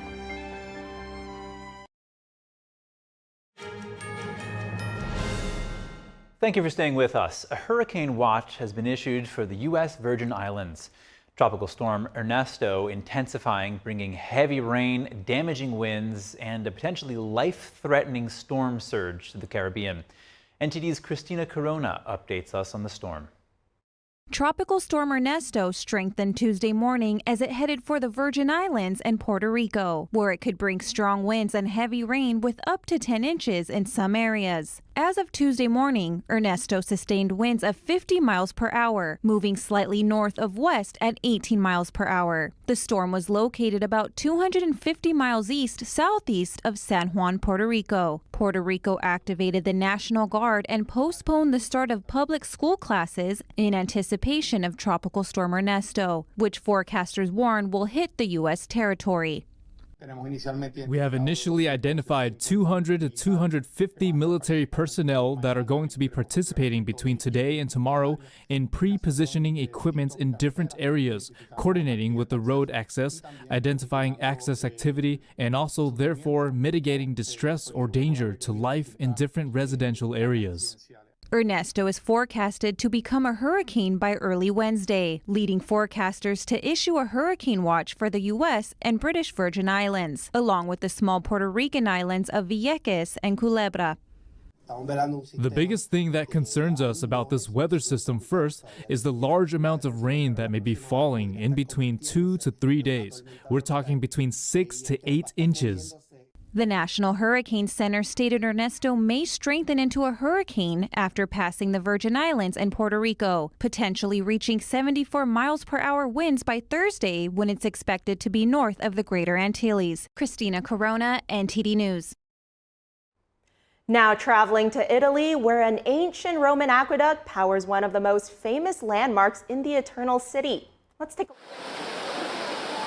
For centuries, cool, crystal clear water has cascaded from Rome's Trevi fountain.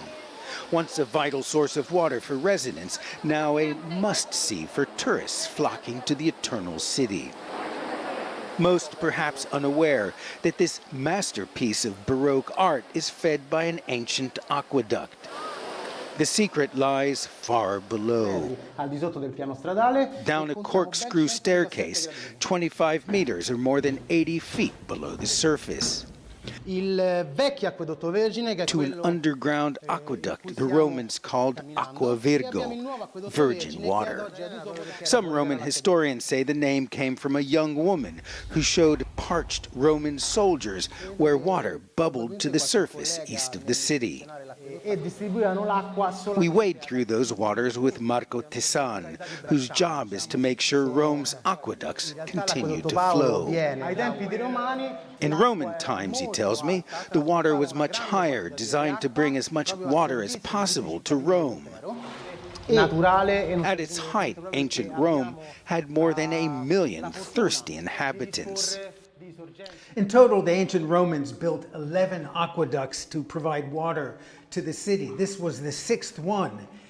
It was built 2,043 years ago, and it's still working. The other aqueducts, all above ground, were destroyed as the barbarians overran the empire. The Aqua Virgo, almost completely underground, was spared. Today, its waters feed the Trevi and other fountains and irrigate many of Rome's parks. It's the task of Acea, Rome's water and electricity authority, to prevent harm to the monuments that make this city unique. We have a variety of treatments to eliminate salts and calcium to make the water as neutral as possible to avoid damaging the fountain, Marco says. A feat of engineering more than 2,000 years old and still flowing strong. They certainly don't make things like they used to. Fascinating. When we come back, more trouble for China. Morgan Stanley Capital International dropped 60 China stocks from its indices. More money leaves the country. We'll have more on that after the break.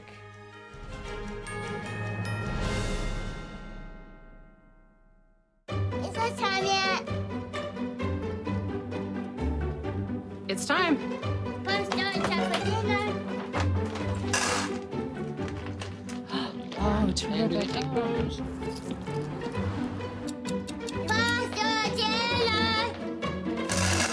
Donating pet food is one of the many ways you can help families in your community.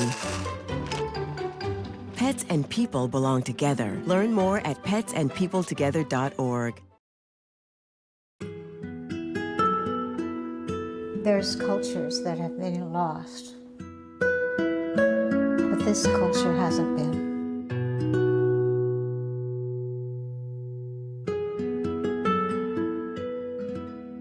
The artist is showing us our sense of who we are, where we came from.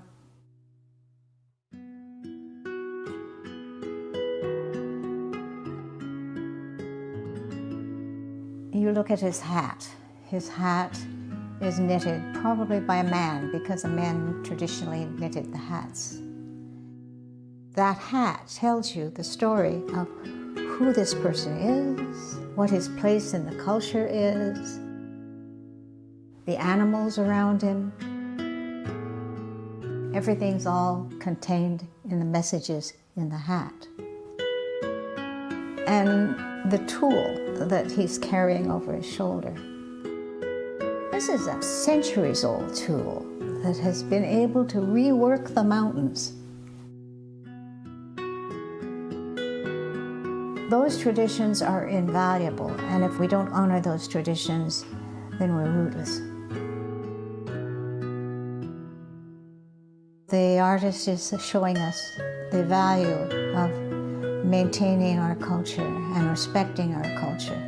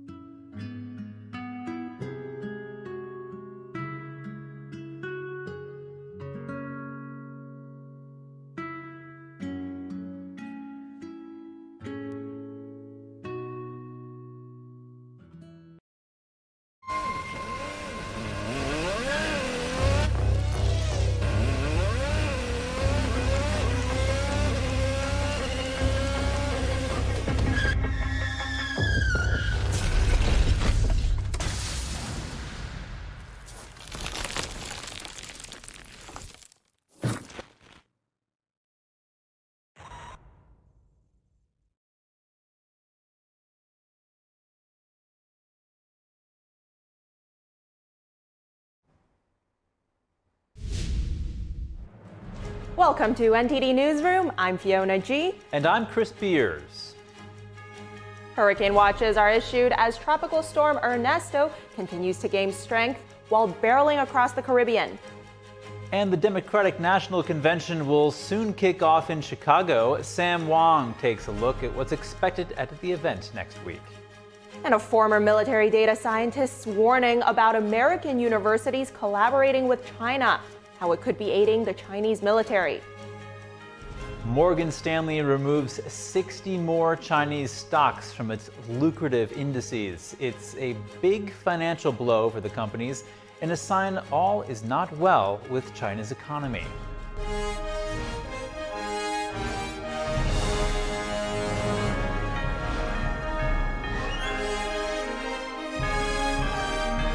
This is NTD Newsroom, live from our global headquarters in New York City.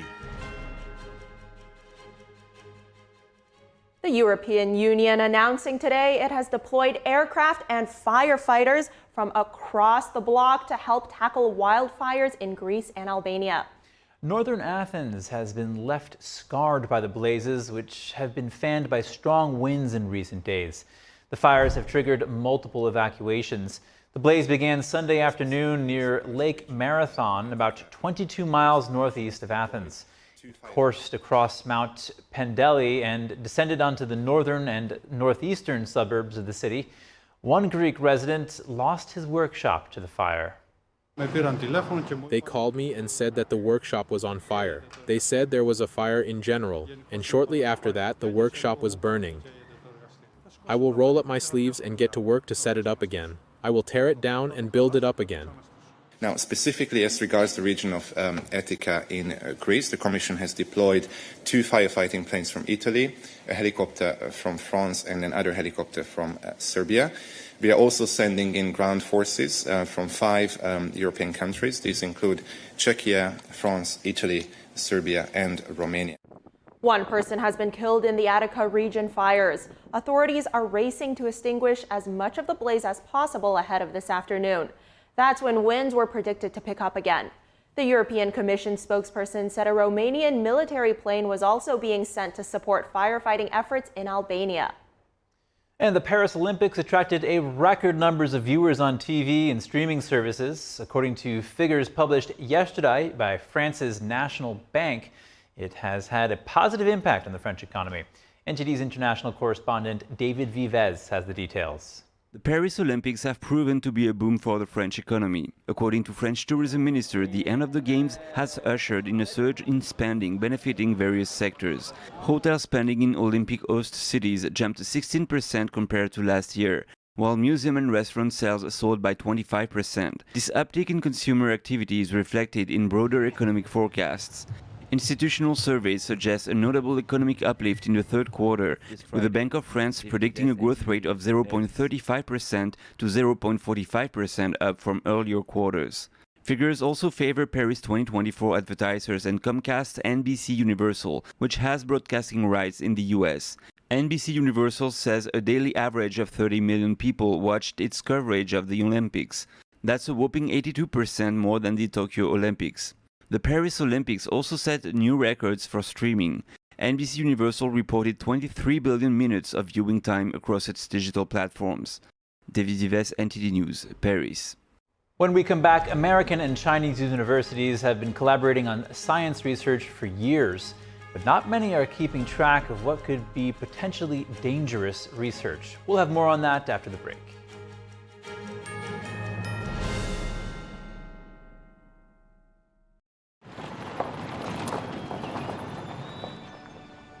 You need some help?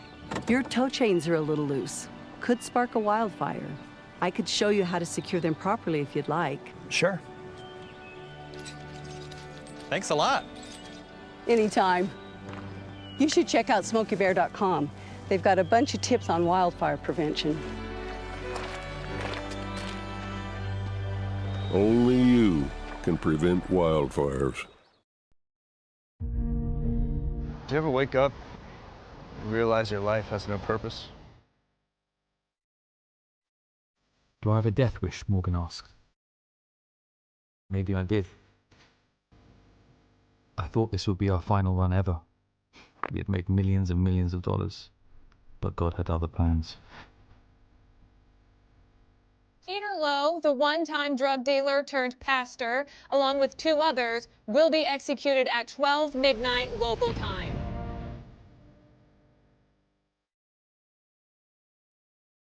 The next day, something strange happened. Someone came up to me and gave me this flyer about Jesus.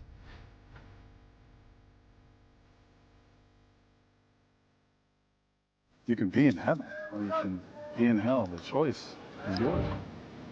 We'll walk straight out of here. Pretend to be the media. This pathetic maggot got caught trying to escape my prison. Nobody escapes my prison.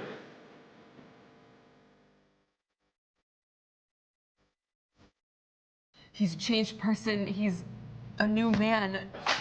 I found Christ in here, and he forgave me. I found Christ too. My name is Peter Lowe, and I will be executed in 2 hours. Why am I being executed, you ask?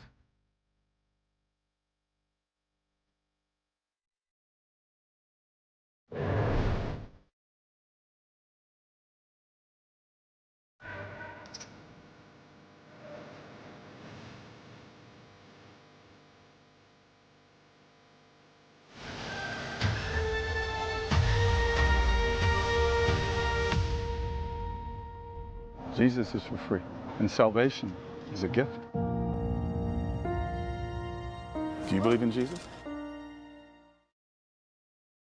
The 2024 NTD 9th International Chinese Vocal Competition is scheduled to take place at Merkin Hall, Kaufman Music Center in New York from September 18th to 21st. The competition specially invites vocalists from the world-famous Shenyun Performing Arts to serve as judges. The prestigious Gold Award is $10,000. Chinese vocal artists aged 18 to 50 are welcome to register.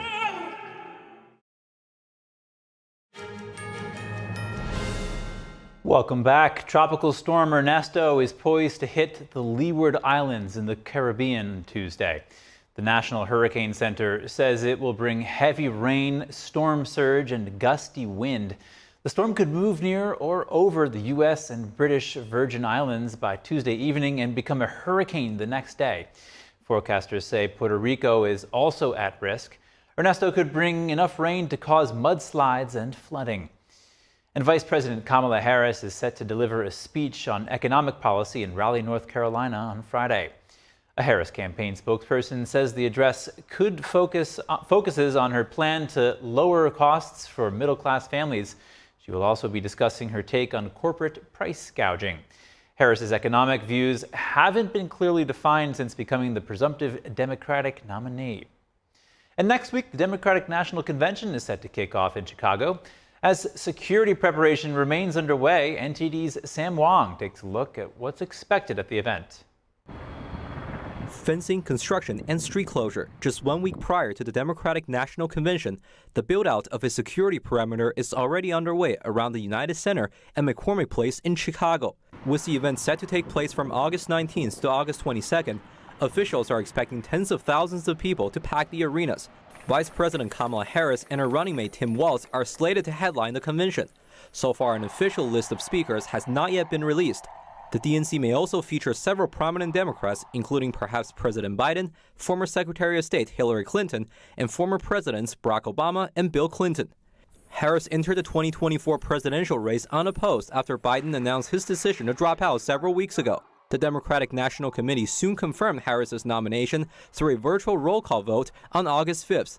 Officials said the timing of the move was to avoid lawsuits over ballot deadlines in Ohio. Harris hasn't formally accepted her nomination, but she will do so at the event next week. In a busy election year, some lawmakers have decided to stay in their district. Ohio Senator Sherrod Brown and Alaska Representative Mary Patola confirmed they will not attend the DNC as they each battle a tough re-election race in their home states. Meanwhile, pro-Palestine groups are planning a large demonstration outside the convention. It's expected to draw tens of thousands of protesters to the city of Chicago, which is home to the largest Palestinian population in the U.S. Law enforcement agencies said they won't tolerate any violence or vandalism at the DNC. 500 additional officers will be deployed from other cities to help securing the event. Sam Wang, NTD News. California and South Carolina could become the next states to limit cell phone use in schools. The efforts mark a broader push by officials in Utah, Florida, Louisiana, and elsewhere to try to reduce distractions in the classroom. Cell phone bans are already in place at many schools, but they aren't always enforced. Newsroom signed a law in 2019 granting districts the authority to regulate student smartphone access during school hours. Today, California Governor Gavin Newsom said in a letter, school districts should act now to help students focus. The impact of social media on the mental health of children and teens is also a top priority. South Carolina lawmakers have passed a one-year rule that requires schools to ban student cell phone use or risk losing state funding. Schools have until the start of 2025 to implement specific rules. And a former police chief in Kansas has just been charged in connection to a raid on a local newspaper last year. The raid drew wide condemnation by advocates of press freedom. A complaint filed Monday says Gideon Cody was charged with 1 count of interference with the judicial process. He was accused of inducing a witness to withhold information in a felony case. The former Marion police chief led a raid on the Marion County Record newspaper on August 11, 2023. Officers also searched the home of its publisher, Eric Meyer. The officers seized materials, cell phones, and computer equipment. The police department claimed the newspaper committed identity theft when it accessed someone's driving record. The paper said they were investigating the person's driving history. Following a live interview, the United Auto Workers Union said today it has filed federal labor charges against Trump and Musk. The union says Trump and Musk tried to threaten and intimidate striking workers during the live interview. In their conversation, Trump appeared to praise Musk for firing workers who go on strike. United Auto Workers said in an announcement that under the National Labor Relations Act, workers cannot be fired for going on strike. UAW President Shawn Fain also says that Trump stands against what the union stands for. One researcher is warning of the risks involved in collaboration between American universities and China. He warns that advanced technology developed together for benign purposes could be used for military purposes in the future. NTD's Sean Marshall has more. Collaboration between American universities and China in fields such as quantum research, nanosciences, nanomaterials, and bioresearch is raising concerns. Former military data scientist L.J. Eads says policymakers are now scurrying to better understand what's actually going on. They want to know what policies are already in place and perhaps what important policies are missing. So part of my initiative has been to educate, like, hey, this is what's happening. Eads says the U.S. government is aware that collaborations need stricter oversight, but says researchers often push back. His nonprofit collects open-source data on U.S. and China university partnerships to keep track of possible threatening research. It has very great potential for civilian applications with vaccine research or, cures for cancer with nanobots, as an example, that can target cancer cells. But on the military side, imagine nanobots have the military use for targeting certain ethnic groups of people or religious or cultural groups of people based on genetic DNA profiles. There's, a significant military application there. One example he gives is that hypersonic missile research collaboration with China has no restrictions, except for export controls on the ultra-high temperature ceramics. So, part of that might tell a story that they've been able to leapfrog and are their hypersonic vehicles beyond us, but hopefully they're not, learning lessons learned from our mistakes that we're funding ourselves and advancing further. Eads says there needs to be a red line.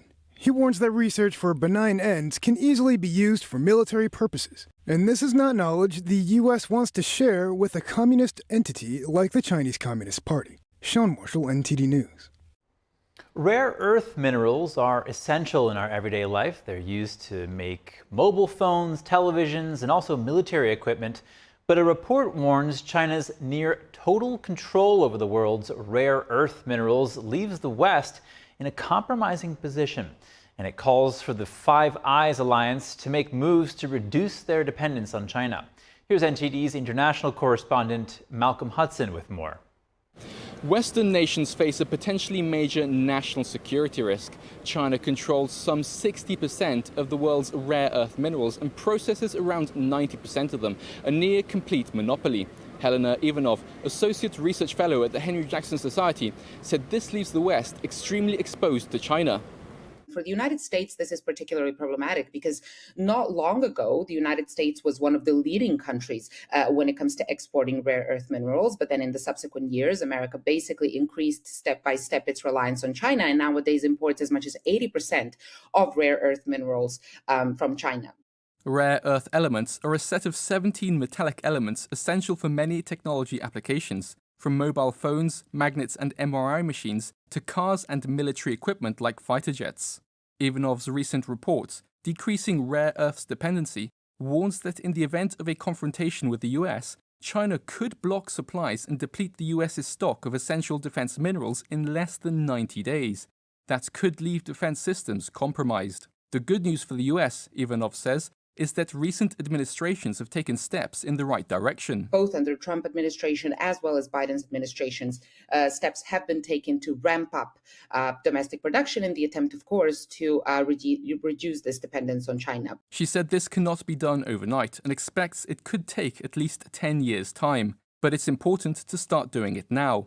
Her report recommends the Five Eyes Intelligence Alliance, made up of the United States and 4 allies, to ramp up domestic production by operating old rare earth mineral mines more effectively, as well as opening new mines. She also recommends expanding their alliance to include trade of minerals between themselves, and looking beyond the alliance for other friendly countries to trade with, such as Sweden. And finally, seek alternatives to rare earth minerals themselves. Tesla has committed to creating the latest generation of EV batteries without rare earths at all, so invest in that kind of research.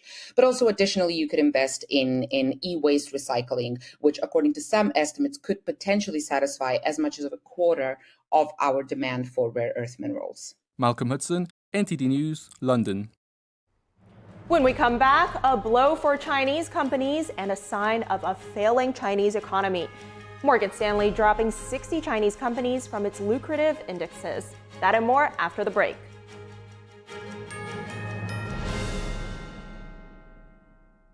Does shopping for bladder control products have you feeling like you need someone to be on the lookout for you? Now you have your privacy back. We're HDIS, and we home deliver bladder control products directly to you. We're always on the lookout for you. You get free shipping in plain, unmarked boxes. So your private matters, stay private. We understand how you feel. For over 35 years, we've delivered bladder control products to millions of Americans, just like you. You don't have to worry about incontinence any longer. Call now for your free product sample pack and over $45 in money-saving coupons. At HDIS, we're always in stock. We carry all brands in hundreds of styles and sizes. You'll be sure to get what you need, guaranteed. For your free sample pack with your free catalog and $45 in money-saving coupons and free product samples, call 800-701-6159. That's 800-701-6159. Hi, I'm Caleb, and this is my story. I was born with osteogenesis imperfecta, or brittle bone disease. I have broken my bones almost 200 times, and I have had 11 surgeries. But I didn't let that stop me. I love to bike ride, climb, race, and I'm learning how to stand and walk. But I can only do all of this because of generous people like you and Shriners Hospitals for Children. Because of people like you, Shriners Hospitals for Children has helped more than 1.3 million kids just like me, regardless of their family's ability to pay. Shriners Hospitals for Children is only able to provide this world-class, life-changing medical care because of the generous gifts of people just like you. Because of you, I can ride my bike. I can play basketball. Because of people like you, I can run. I can smile. Will you send your love to the rescue today? When you go to loveshriners.org right now and give just 63 cents a day, you're helping kids just like me.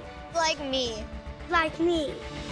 When you give today, we'll send you this adorable Love to the Rescue blanket as a thank you and a reminder of the love you gave to a kid just like me.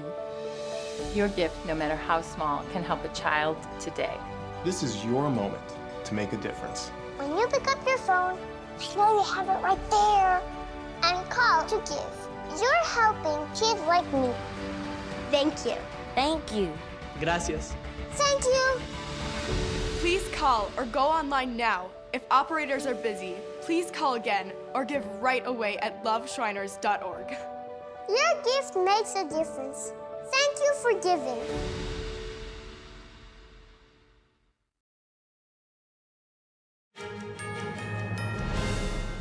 Welcome back. For today's Business Matters, we have Don Ma here with us. Don, what's happening today?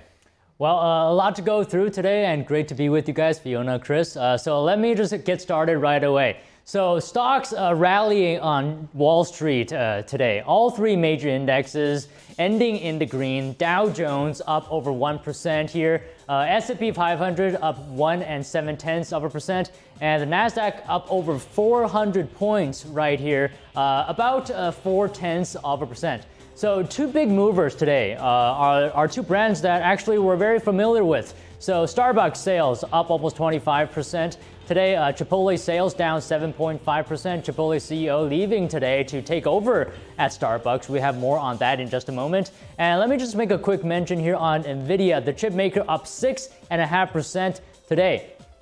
All right, credit rating agency Fitch downgraded Israel's credit rating. The company cited worsening geopolitical risks as the war in Gaza drags on. And at the same time, the firm indicated a further downgrade is entirely possible. And the ratings agency said in a statement that in its view, quote, the conflict in Gaza could last well into 2025, and there are risks of it broadening to other fronts. So earlier this year, Moody's and S&P Global also cut their credit ratings for Israel. Now, let me just explain real quick here. A credit rating downgrade for a country means sort of decreased confidence of a country's ability to repay its debts.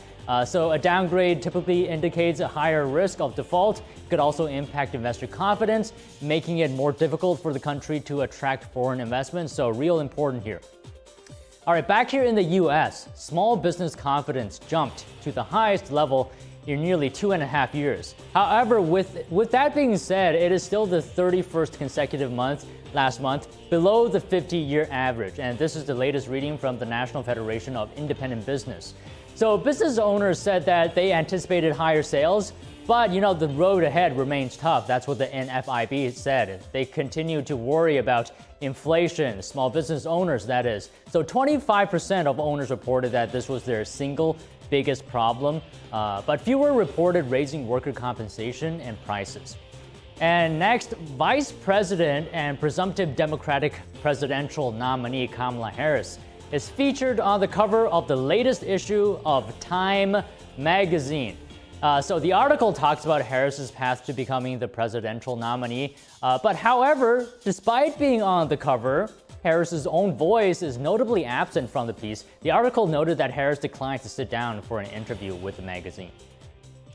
Now, China-related story here. More trouble for the country. Morgan Stanley Capital International dropped 60 China stocks from its indices, part of a long trend here. So the story of China's economy sort of continues down a dark road here. Let's have more on that.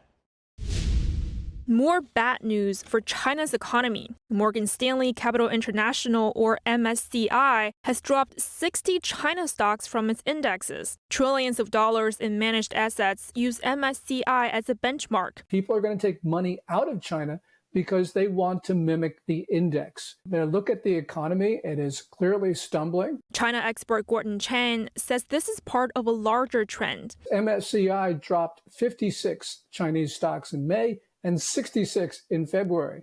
So it's clear where this is all going.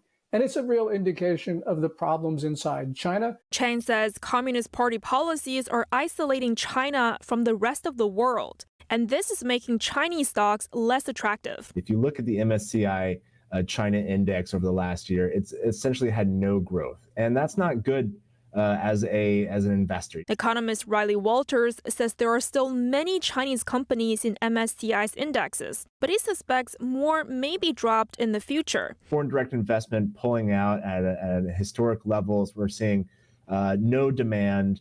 We're seeing manufacturing employment decrease. They're in a downward cycle right now.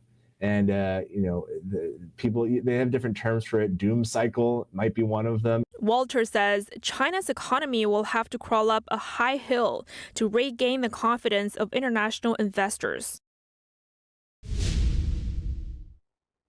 Now, big inflation data out today. The producer price index, which is a key inflation gauge, it's showing that price hikes slowed in July. So the index is measuring average price changes seen by producers and manufacturers. So what this is saying today is that we're seeing about 2.2% in terms of the PPI today. And this is according to the latest data from the government. And compare that to the previous one, it was at 2.7%. So a big pullback here. The producer price index serves as a key measure and potential bellwether for retail level inflation in the months ahead. The report sets the stage for an even more crucial reading on price hikes due out tomorrow. We'll have coverage on that, of course, and that is going to be the consumer price index, and it provides a critical look at how prices are changing for consumers rather than producers in their everyday lives. And let's talk a little bit about oil here. The Mideast could be on the brink of a regional war, and the tension is causing global consequences. Iran claims that it has the right to go after Israel because that the country killed a Hamas leader on its soil. Multiple sources say that a full-scale attack could happen any day, and the U.S. military is poised to potentially intervene if that happens. So on the other side, Iran has proxies in several Mid-Eastern countries, but direct involvement isn't the only way the conflict could affect Americans. It's already pushing up oil prices, as Amy Kiley reports now. Escalation remains a big concern. Fears of a potential Mideast regional war are having global consequences. Israel is battling Hamas and has been exchanging rocket fire with Hezbollah in Lebanon. That group is an Iranian proxy. We want to make sure that it doesn't create a situation where there is a direct conventional military conflict between Israel and Iran. Such a conflict could bring in allies on both sides. The United States then has a choice to make in terms of how it wants to try to respond very directly. Is it just to help defend Israel, or is it to go after those capabilities that the Iranians or their proxies might use to harm the United States? Meanwhile, the tension is increasing oil prices, with U.S. crude jumping 4.2% yesterday and Brent crude gaining nearly 3% the same day. Traders worry a war could stop the flow of oil in the critical Strait of Hormuz. Iran exports about 3.5 million barrels a day through the Straits of Hormuz. Israel, with our support, has the capacity to go after the Iranian Navy.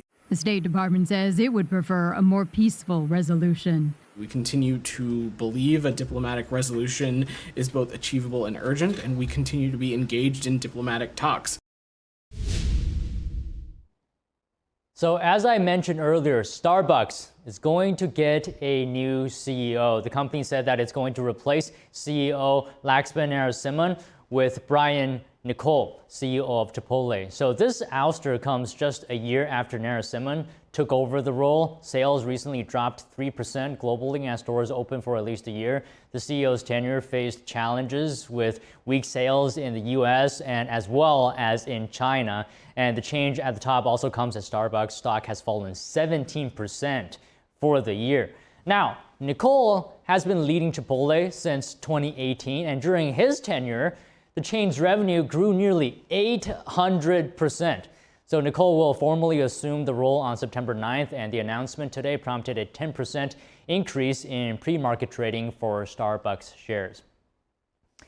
Now, President Biden is set to announce up to $150 million in funding for research aimed at improving the outcomes of cancer surgeries. So the announcement today comes as the president and first lady visit Tulane University in New Orleans. The funding is part of the White House Cancer Moonshot effort. He first launched in 2016 as vice president, and that was after the death of Beau Biden. Biden relaunched it 2 years ago with the goal of cutting the U.S. cancer rate by at least 50% over the next 25 years. And the money is going to 7 universities and a company that provides the medical imaging used by cancer surgeons. The team are collaborating on a program aimed at making tumor removals more effective. Now, buying a home can be a daunting task, I know, and in this economy, it may seem out of reach. But if you're a military veteran or a service member or eligible family member, there are great programs out there to help you out. And one of those is a VA-backed home loan. Take a look. A great benefit for those who have served in the U.S. military is a VA home loan, but many either don't know the details or how to make it work for them. That's where doing your research and talking to the right professionals makes all the difference. The very first thing I discuss with a VA home buyer is make sure they qualify. Jeff Wittenbach is a military veteran who became a mortgage loan officer after retiring from the Navy. He focuses on VA loans and helping veterans achieve home ownership. There are many benefits for someone using a VA loan, including no down payment required for most borrowers, competitive interest rates, and it's a lifetime benefit. While most veterans will not need to have money for a down payment with this loan, you will definitely need cash to close. So the state of California, I estimate about 2 to 2.5% for closing costs to close the loan. So that will cover your title, insurance, and escrow compounds. Anything needed to close the loan. Wittenbach recommends these tips for all his clients. Do your own research, shop your own interest rate, know the difference between origination and buying points, know your credit score, and always work with VA-savvy professionals. If you're thinking about buying, just talk to a mortgage professional, go over your DTI requirements, go over your paperwork, check assets and income, and get a game plan in place. All right, just a few more things that I found interesting today. Boeing posting a rare win over Airbus in last month's orders for new planes. So Boeing took in gross orders for 72 new planes in July. Now, compare that to Airbus, which was sitting at 59, so a bit less compared to Boeing. Now, but if we step back a bit, looking at the full year here, Boeing had only 186 net orders in the first 7 months of 2024, and that's less than half of the 367 net orders Airbus had so far this year. It is worth noting that deliveries are crucial to Boeing's attempt to return to profitability. And Google today unveiling a brand new lineup of its smartphone today. Pixels are what they called. Following other phone makers' footsteps, Google has integrated artificial intelligence technology into its latest flagship devices. So other than the base Pixel 9, the rest of the phone lineup has gone Pro. And here's more on that. Google showcased its newest line of Pixel devices and focused on Google's AI features from Gemini on Tuesday. The Made by Google event was held at the company's headquarters in Mountain View, California. So we're going to share Google's progress in bringing cutting-edge AI to mobile in a way that benefits the entire Android ecosystem. The company heavily featured its AI technology, showing features of being able to add people in photos after they've been taken and voice assistants. Phones include Pixel 9, Pixel 9 Pro, a larger Pixel 9 Pro XL, and the Pixel 9 Pro Fold. And we've heard from Pixel users that just because they want a Pro phone doesn't necessarily mean they want a big phone. So for the first time, you can choose between Pixel 9 Pro and Pixel 9 Pro XL without compromises. The Pixel 9 starts at $799 and the foldable version starts at $1799. Pro versions have triple cameras in the back and can zoom up to 5 to 10x. The new Pixel 9 lineup will also be the first Android phones to be able to use satellite SOS. Also, the Pixel Watch 3 is now available in 2 sizes. Also on the Google Store is the Pixel Buds Pro 2 wireless earbuds. The products are currently available for pre-order. And last thing here, it's already that time of year. Summer vacations are coming to a close, and several school districts across the country, including the nation's largest in Los Angeles, heading back to the classroom this week. And along with the new school year comes new expenses. Here's more. School is back in session, and with it, big spending. We're expecting consumers shopping for back to school and back to college to spend at near record amounts following last year's historic highs. The National Retail Federation estimates families with children in elementary through high school plan to spend on average nearly $875 on school supplies, clothes, and electronics. The reason? Electronics are a much bigger portion of back to school and college spending than they used to be. Kids these days, whether they're in elementary school, middle school, or high school, are usually attending class equipped with some sort of electronic device to aid in their learning. It's even more expensive for college students who are expected to spend more than $1,300 on average for the upcoming school year. Elizabeth Moore, a shopping expert with Retail Minot, says there are ways to save. One thing that parents should be aware of is their opportunity to stack sales with other discounts. Moore also says start shopping early. This will help spread the cost and maximize the chances of finding a deal. The data that we have from the record-breaking Amazon Prime Day this year shows that many parents actually started their back-to-school shopping with their midsummer sales all the way back in July. Shopping smart can help stretch your dollar further this school year. All right, and with that, you guys, about all the major things that's happening today. Well, we're not done with you yet, Don. You talked about the producer price index showing that price growth slowed in July. It could be an indicator about a positive sign about inflation slowing possibly, but analysts I spoke to, like Peter Earle, senior economist at the American Institute for Economic Research, are basically saying that a recession is pretty much imminent this year. Well, you know, when it comes to recessions, it's for sure that the U.S. will experience one sooner or later because it's part of the economic cycle. You have to have recessions. So the question is when we're going to have it. Is it going to be this year? Is it going to be next year? It's hard to predict, but some indicators are showing that one is potentially on the horizon. Well, that's some cheery news. Don Ma, thank you so much. All right, thanks you guys. And in some more positive news, the stargazers may have one last chance to see the incredible Perseid meteor shower. The shower peaked on Sunday night and was visible in the sky alongside the northern lights.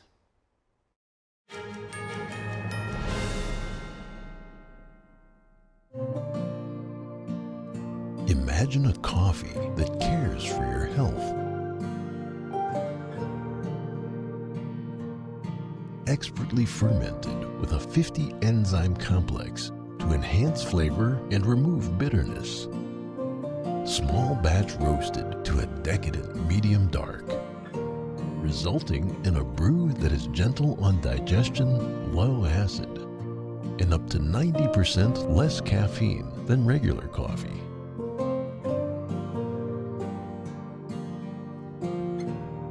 Try America's first enzyme fermented coffee today.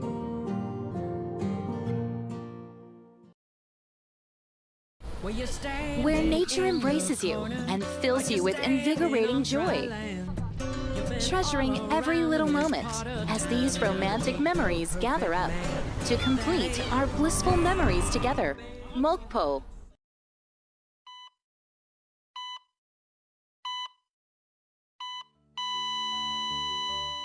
Christopher Holton. I'm very active. I try to get 6 miles in a day, at least walking. I thought I had clean mental health. It was a Saturday morning. Normally I go for my normal walk. With no warning, Chris suffered a near-fatal heart attack. But thankfully, Brian Buckley, a bystander, saw him collapse and rushed to help. He did this big gasp for air and then just stopped, and we completely saw his eyes glaze over. And I see his pulses fading fast and is about to go out. So I start off CPR. It's like I went into autopilot. EMS showed up. They pulled out the AED. You know, there's that sink in your moment in your gut where you're just like, come on, make it, make it. Because of the CPR training that Brian received, Chris did make it and didn't die on the trail that day. CPR training provided by the American Heart Association. This could not happen without monthly donations from friends like you. Call or go online to helpheart.org with your gift of only $19 a month, just 63 cents a day. Your $19 monthly gift will help fund the next medical breakthrough, get the next hospital certified in high-quality cardiovascular care, and get even more people trained in life-saving CPR. Join our community of monthly donors, and you'll get this special t-shirt you can wear to show you're helping save lives. Being a father, you want to be around. You want to be around for your kids. Heart disease is America's #1 killer, and we urgently need your help. Your monthly gift of only $19 a month will help us discover vital medical breakthroughs that can save your life or the life of someone you love. Become a monthly donor today by calling or going online to helpheart.org.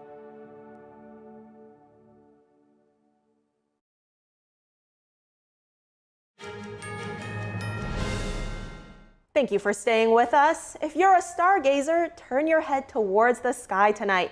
It may be one of the last few days to see the amazing Perseid meteor shower.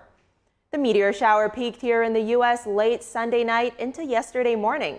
Some of the photos captured were nothing short of spectacular. They showed shooting stars and even the northern lights as far south as New York City. The Perseid shower is one of the best meteor showers that we can see.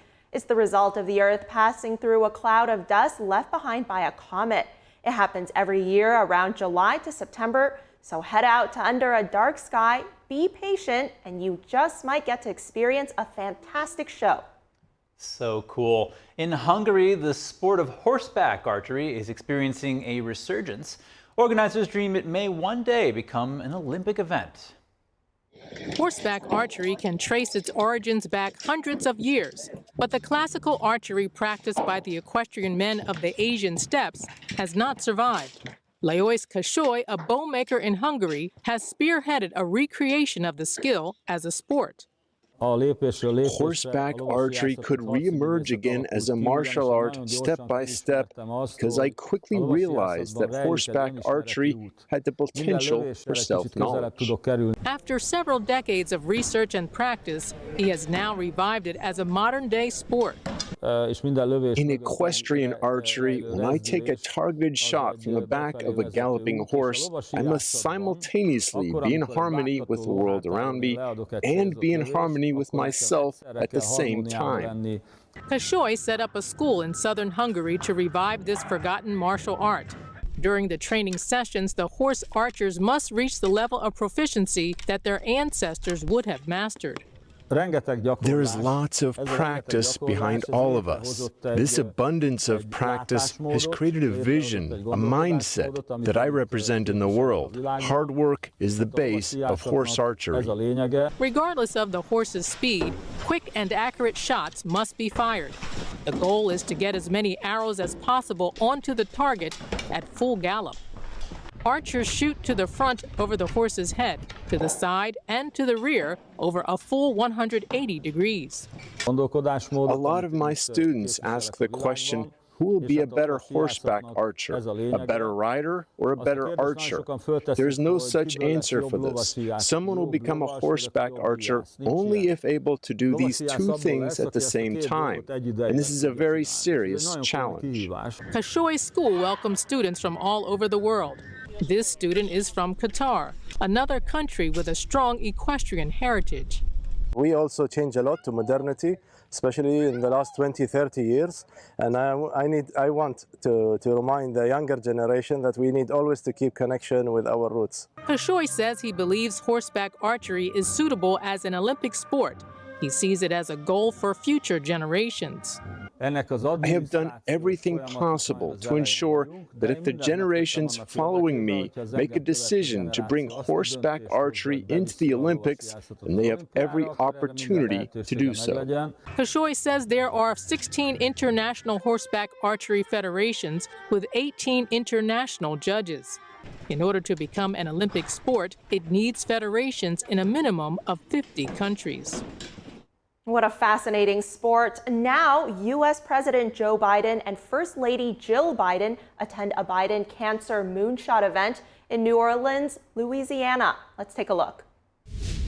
To a doc's office with your child and or yourself, and you get a diagnosis of cancer. How many of you heard that when you walked in? It's frightening. It's frightening. But I'm convinced, and I've been convinced, my neurosurgeon, when I had a couple cranial aneurysms they had to take care of 9-hour operations, he said to me, trying to explain to me whether aneurysms are congenital or environmental. And I said, I don't care, just get it done. And he looked at me and said, you know what your problem is? I was a senator, and he said, you're a congenital optimist. And I am. I'm a congenital optimist about what America can do. In 2016, President Obama gave me the authority to start this cancer moonshot. To that end, I traveled the country and the world, going to every major cancer research center in the world, from Australia to Ireland, visiting the world's top cancer institutes. In fact, Jill and I came to New Orleans for a cancer roundtable with your nurses, social workers, and caregivers and researchers. And what amazed me when I visited a foreign country and spoke to heads of state about coming, they didn't just talk about it, John. After it said, what did you learn? They want to know about cancer. Everybody does. They asked me whether this moonshot would work. So one of the biggest things I found out is that there wasn't a lot of information sharing going on. As we traveled all through the world, I'd find that in one area they'd show me they had this research. I said, but have you shared it? No. They were not sharing the information, even though funding from the federal government when given required sharing, but it wasn't happening. Too many docs walked by that mirror and looked in and saw a Nobel Prize about to be won. I'm not kidding. It really angered me. Scientists weren't sharing the results with other scientists. That's one of the first things we tried to do, is break down the silos so the information was available to everybody. When we were out of office, I knew there was a lot to do, so we stay engaged. So when I decided to run for president in 2020, I was determined to set up something called ARPA-H, Advanced Research Projects Agency for Health. The idea is, as the elected officials here know, it's not new. There's an outfit called DARPA, Defense Department's Advanced Research Projects Agency, that drove breakthroughs in everything from the internet to GPS and so much more, because that's all it's focused on, I wanted something that did nothing but focus on cancer. ARPA-H does for biomedicine what DARPA does for technology, driving breakthroughs to prevent, detect, and treat diseases including cancer, Alzheimer's, and diabetes, and so much more. When Jill and I reignited the cancer moonshot in our administration, we were determined to launch this new outfit called ARPA-H, and that's what we did.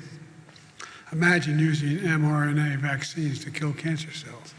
Imagine tackling exactly how a tumor changes over time so doctors can adapt treatments and stay ahead of the cancer as it changes. Imagine applying artificial intelligence to identify existing drugs that can target scientific mutations in rare cancers. Imagine clinical trials that bring innovation to all communities. The nationwide data system allows us to learn from the experience of more patients and more docs around the world and here in the United States. And it breaks down the research silos. This is not a thing we want to keep information, we want to share it. All of these are being pushed through by ARPA-H, which has so far committed more than $400 million to ending cancer as we know it. And a year ago, ARPA-H set its sights on a big idea, calling on researchers and innovators to pioneer new techniques and technologies to make cancer removal more precise, accurate, and successful. Imagine cancer surgery that removes all the tumor the first time without harming healthy cells. Compare that to today. As all of you know, cancer surgery is an incredibly challenging procedure. It takes the best surgeons in the world, and it takes its toll on families. As Jill said, it steals time. It steals away hope. Our family knows the feeling as many of you do. The surgery happens, then you have to wait a week or more to see if the tumor was removed fully. That anxiety waiting and the unknown is just excruciating. But Today, we're a step closer to relieving that burden on patients and families. Today, we're announcing $150 million ARPA-H funding for some of the nation's cutting-edge cancer research institutions. That includes right here at Tulane University.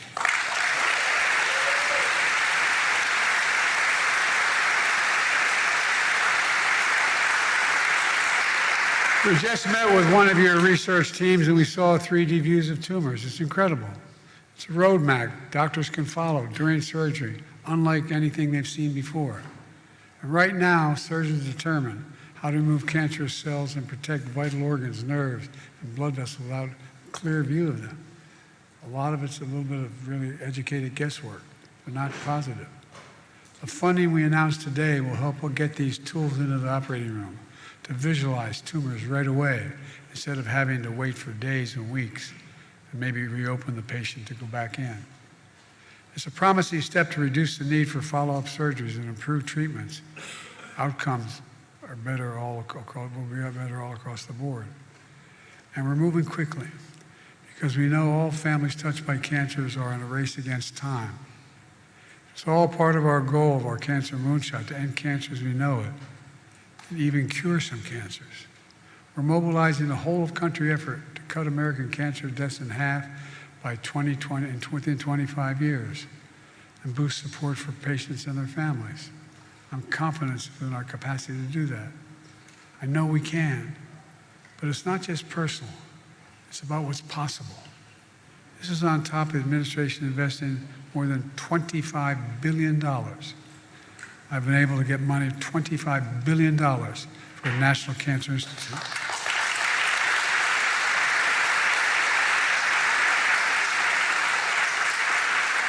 That's an increase of more than $4 billion in just 4 years. That investment is supporting everything from next generation cancer science innovations to cutting edge research in cancer disparities and new efforts on childhood cancers. We're also focused on helping fence-line communities facing disproportionate cancer rates. In some areas facing 15 to 20% higher rates, like Cancer Alley here in Louisiana, or equally as dangerous, Route 9 in the state of Delaware. We had the highest cancer rate in any state in the nation until 2010. There's so much we're doing. It matters. It matters a lot. What matters most is not giving up hope. Let me close with this. You heard me say it over and over. America can be defined by one word. I spent a lot of time with Xi Jinping, and they tape everything we say. I spent over 80 hours with them alone, over 17,000 miles in China. And they were in Tibet, near Tibet. And he asked me, can I define America for him? And this is a true story. I said, yes, in one word, possibilities. We believe anything is possible in America. Anything we set our mind to is possible. We are the land of possibilities. That's who we are. And that's what you're doing here at Tulane. There's still more to do, but we know we can do it. We just have to remember who we are. We're the United States of America. I mean this from the bottom of my heart. We're the United States, there's nothing beyond our capacity when we work together. So it's all about working together and sharing data, sharing information. I'm going to be moving off from here to other places as well to make more of these announcements. But we're on the verge. We're in the beginning to fundamentally change how we deal with this dreaded disease. And before I leave, I want to say when my daughter was here, our daughter was here for 4 years at Tulane. She loved it. And I want to tell you, there was another mayor named Landrieu, not the son at the time. And Mom is with him. Mom, I love you.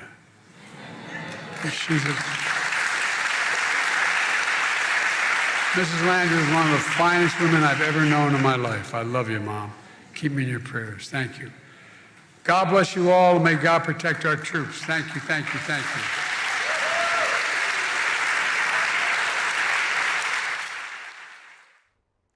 That was President Biden at a Biden Cancer Moonshot event in New Orleans, Louisiana.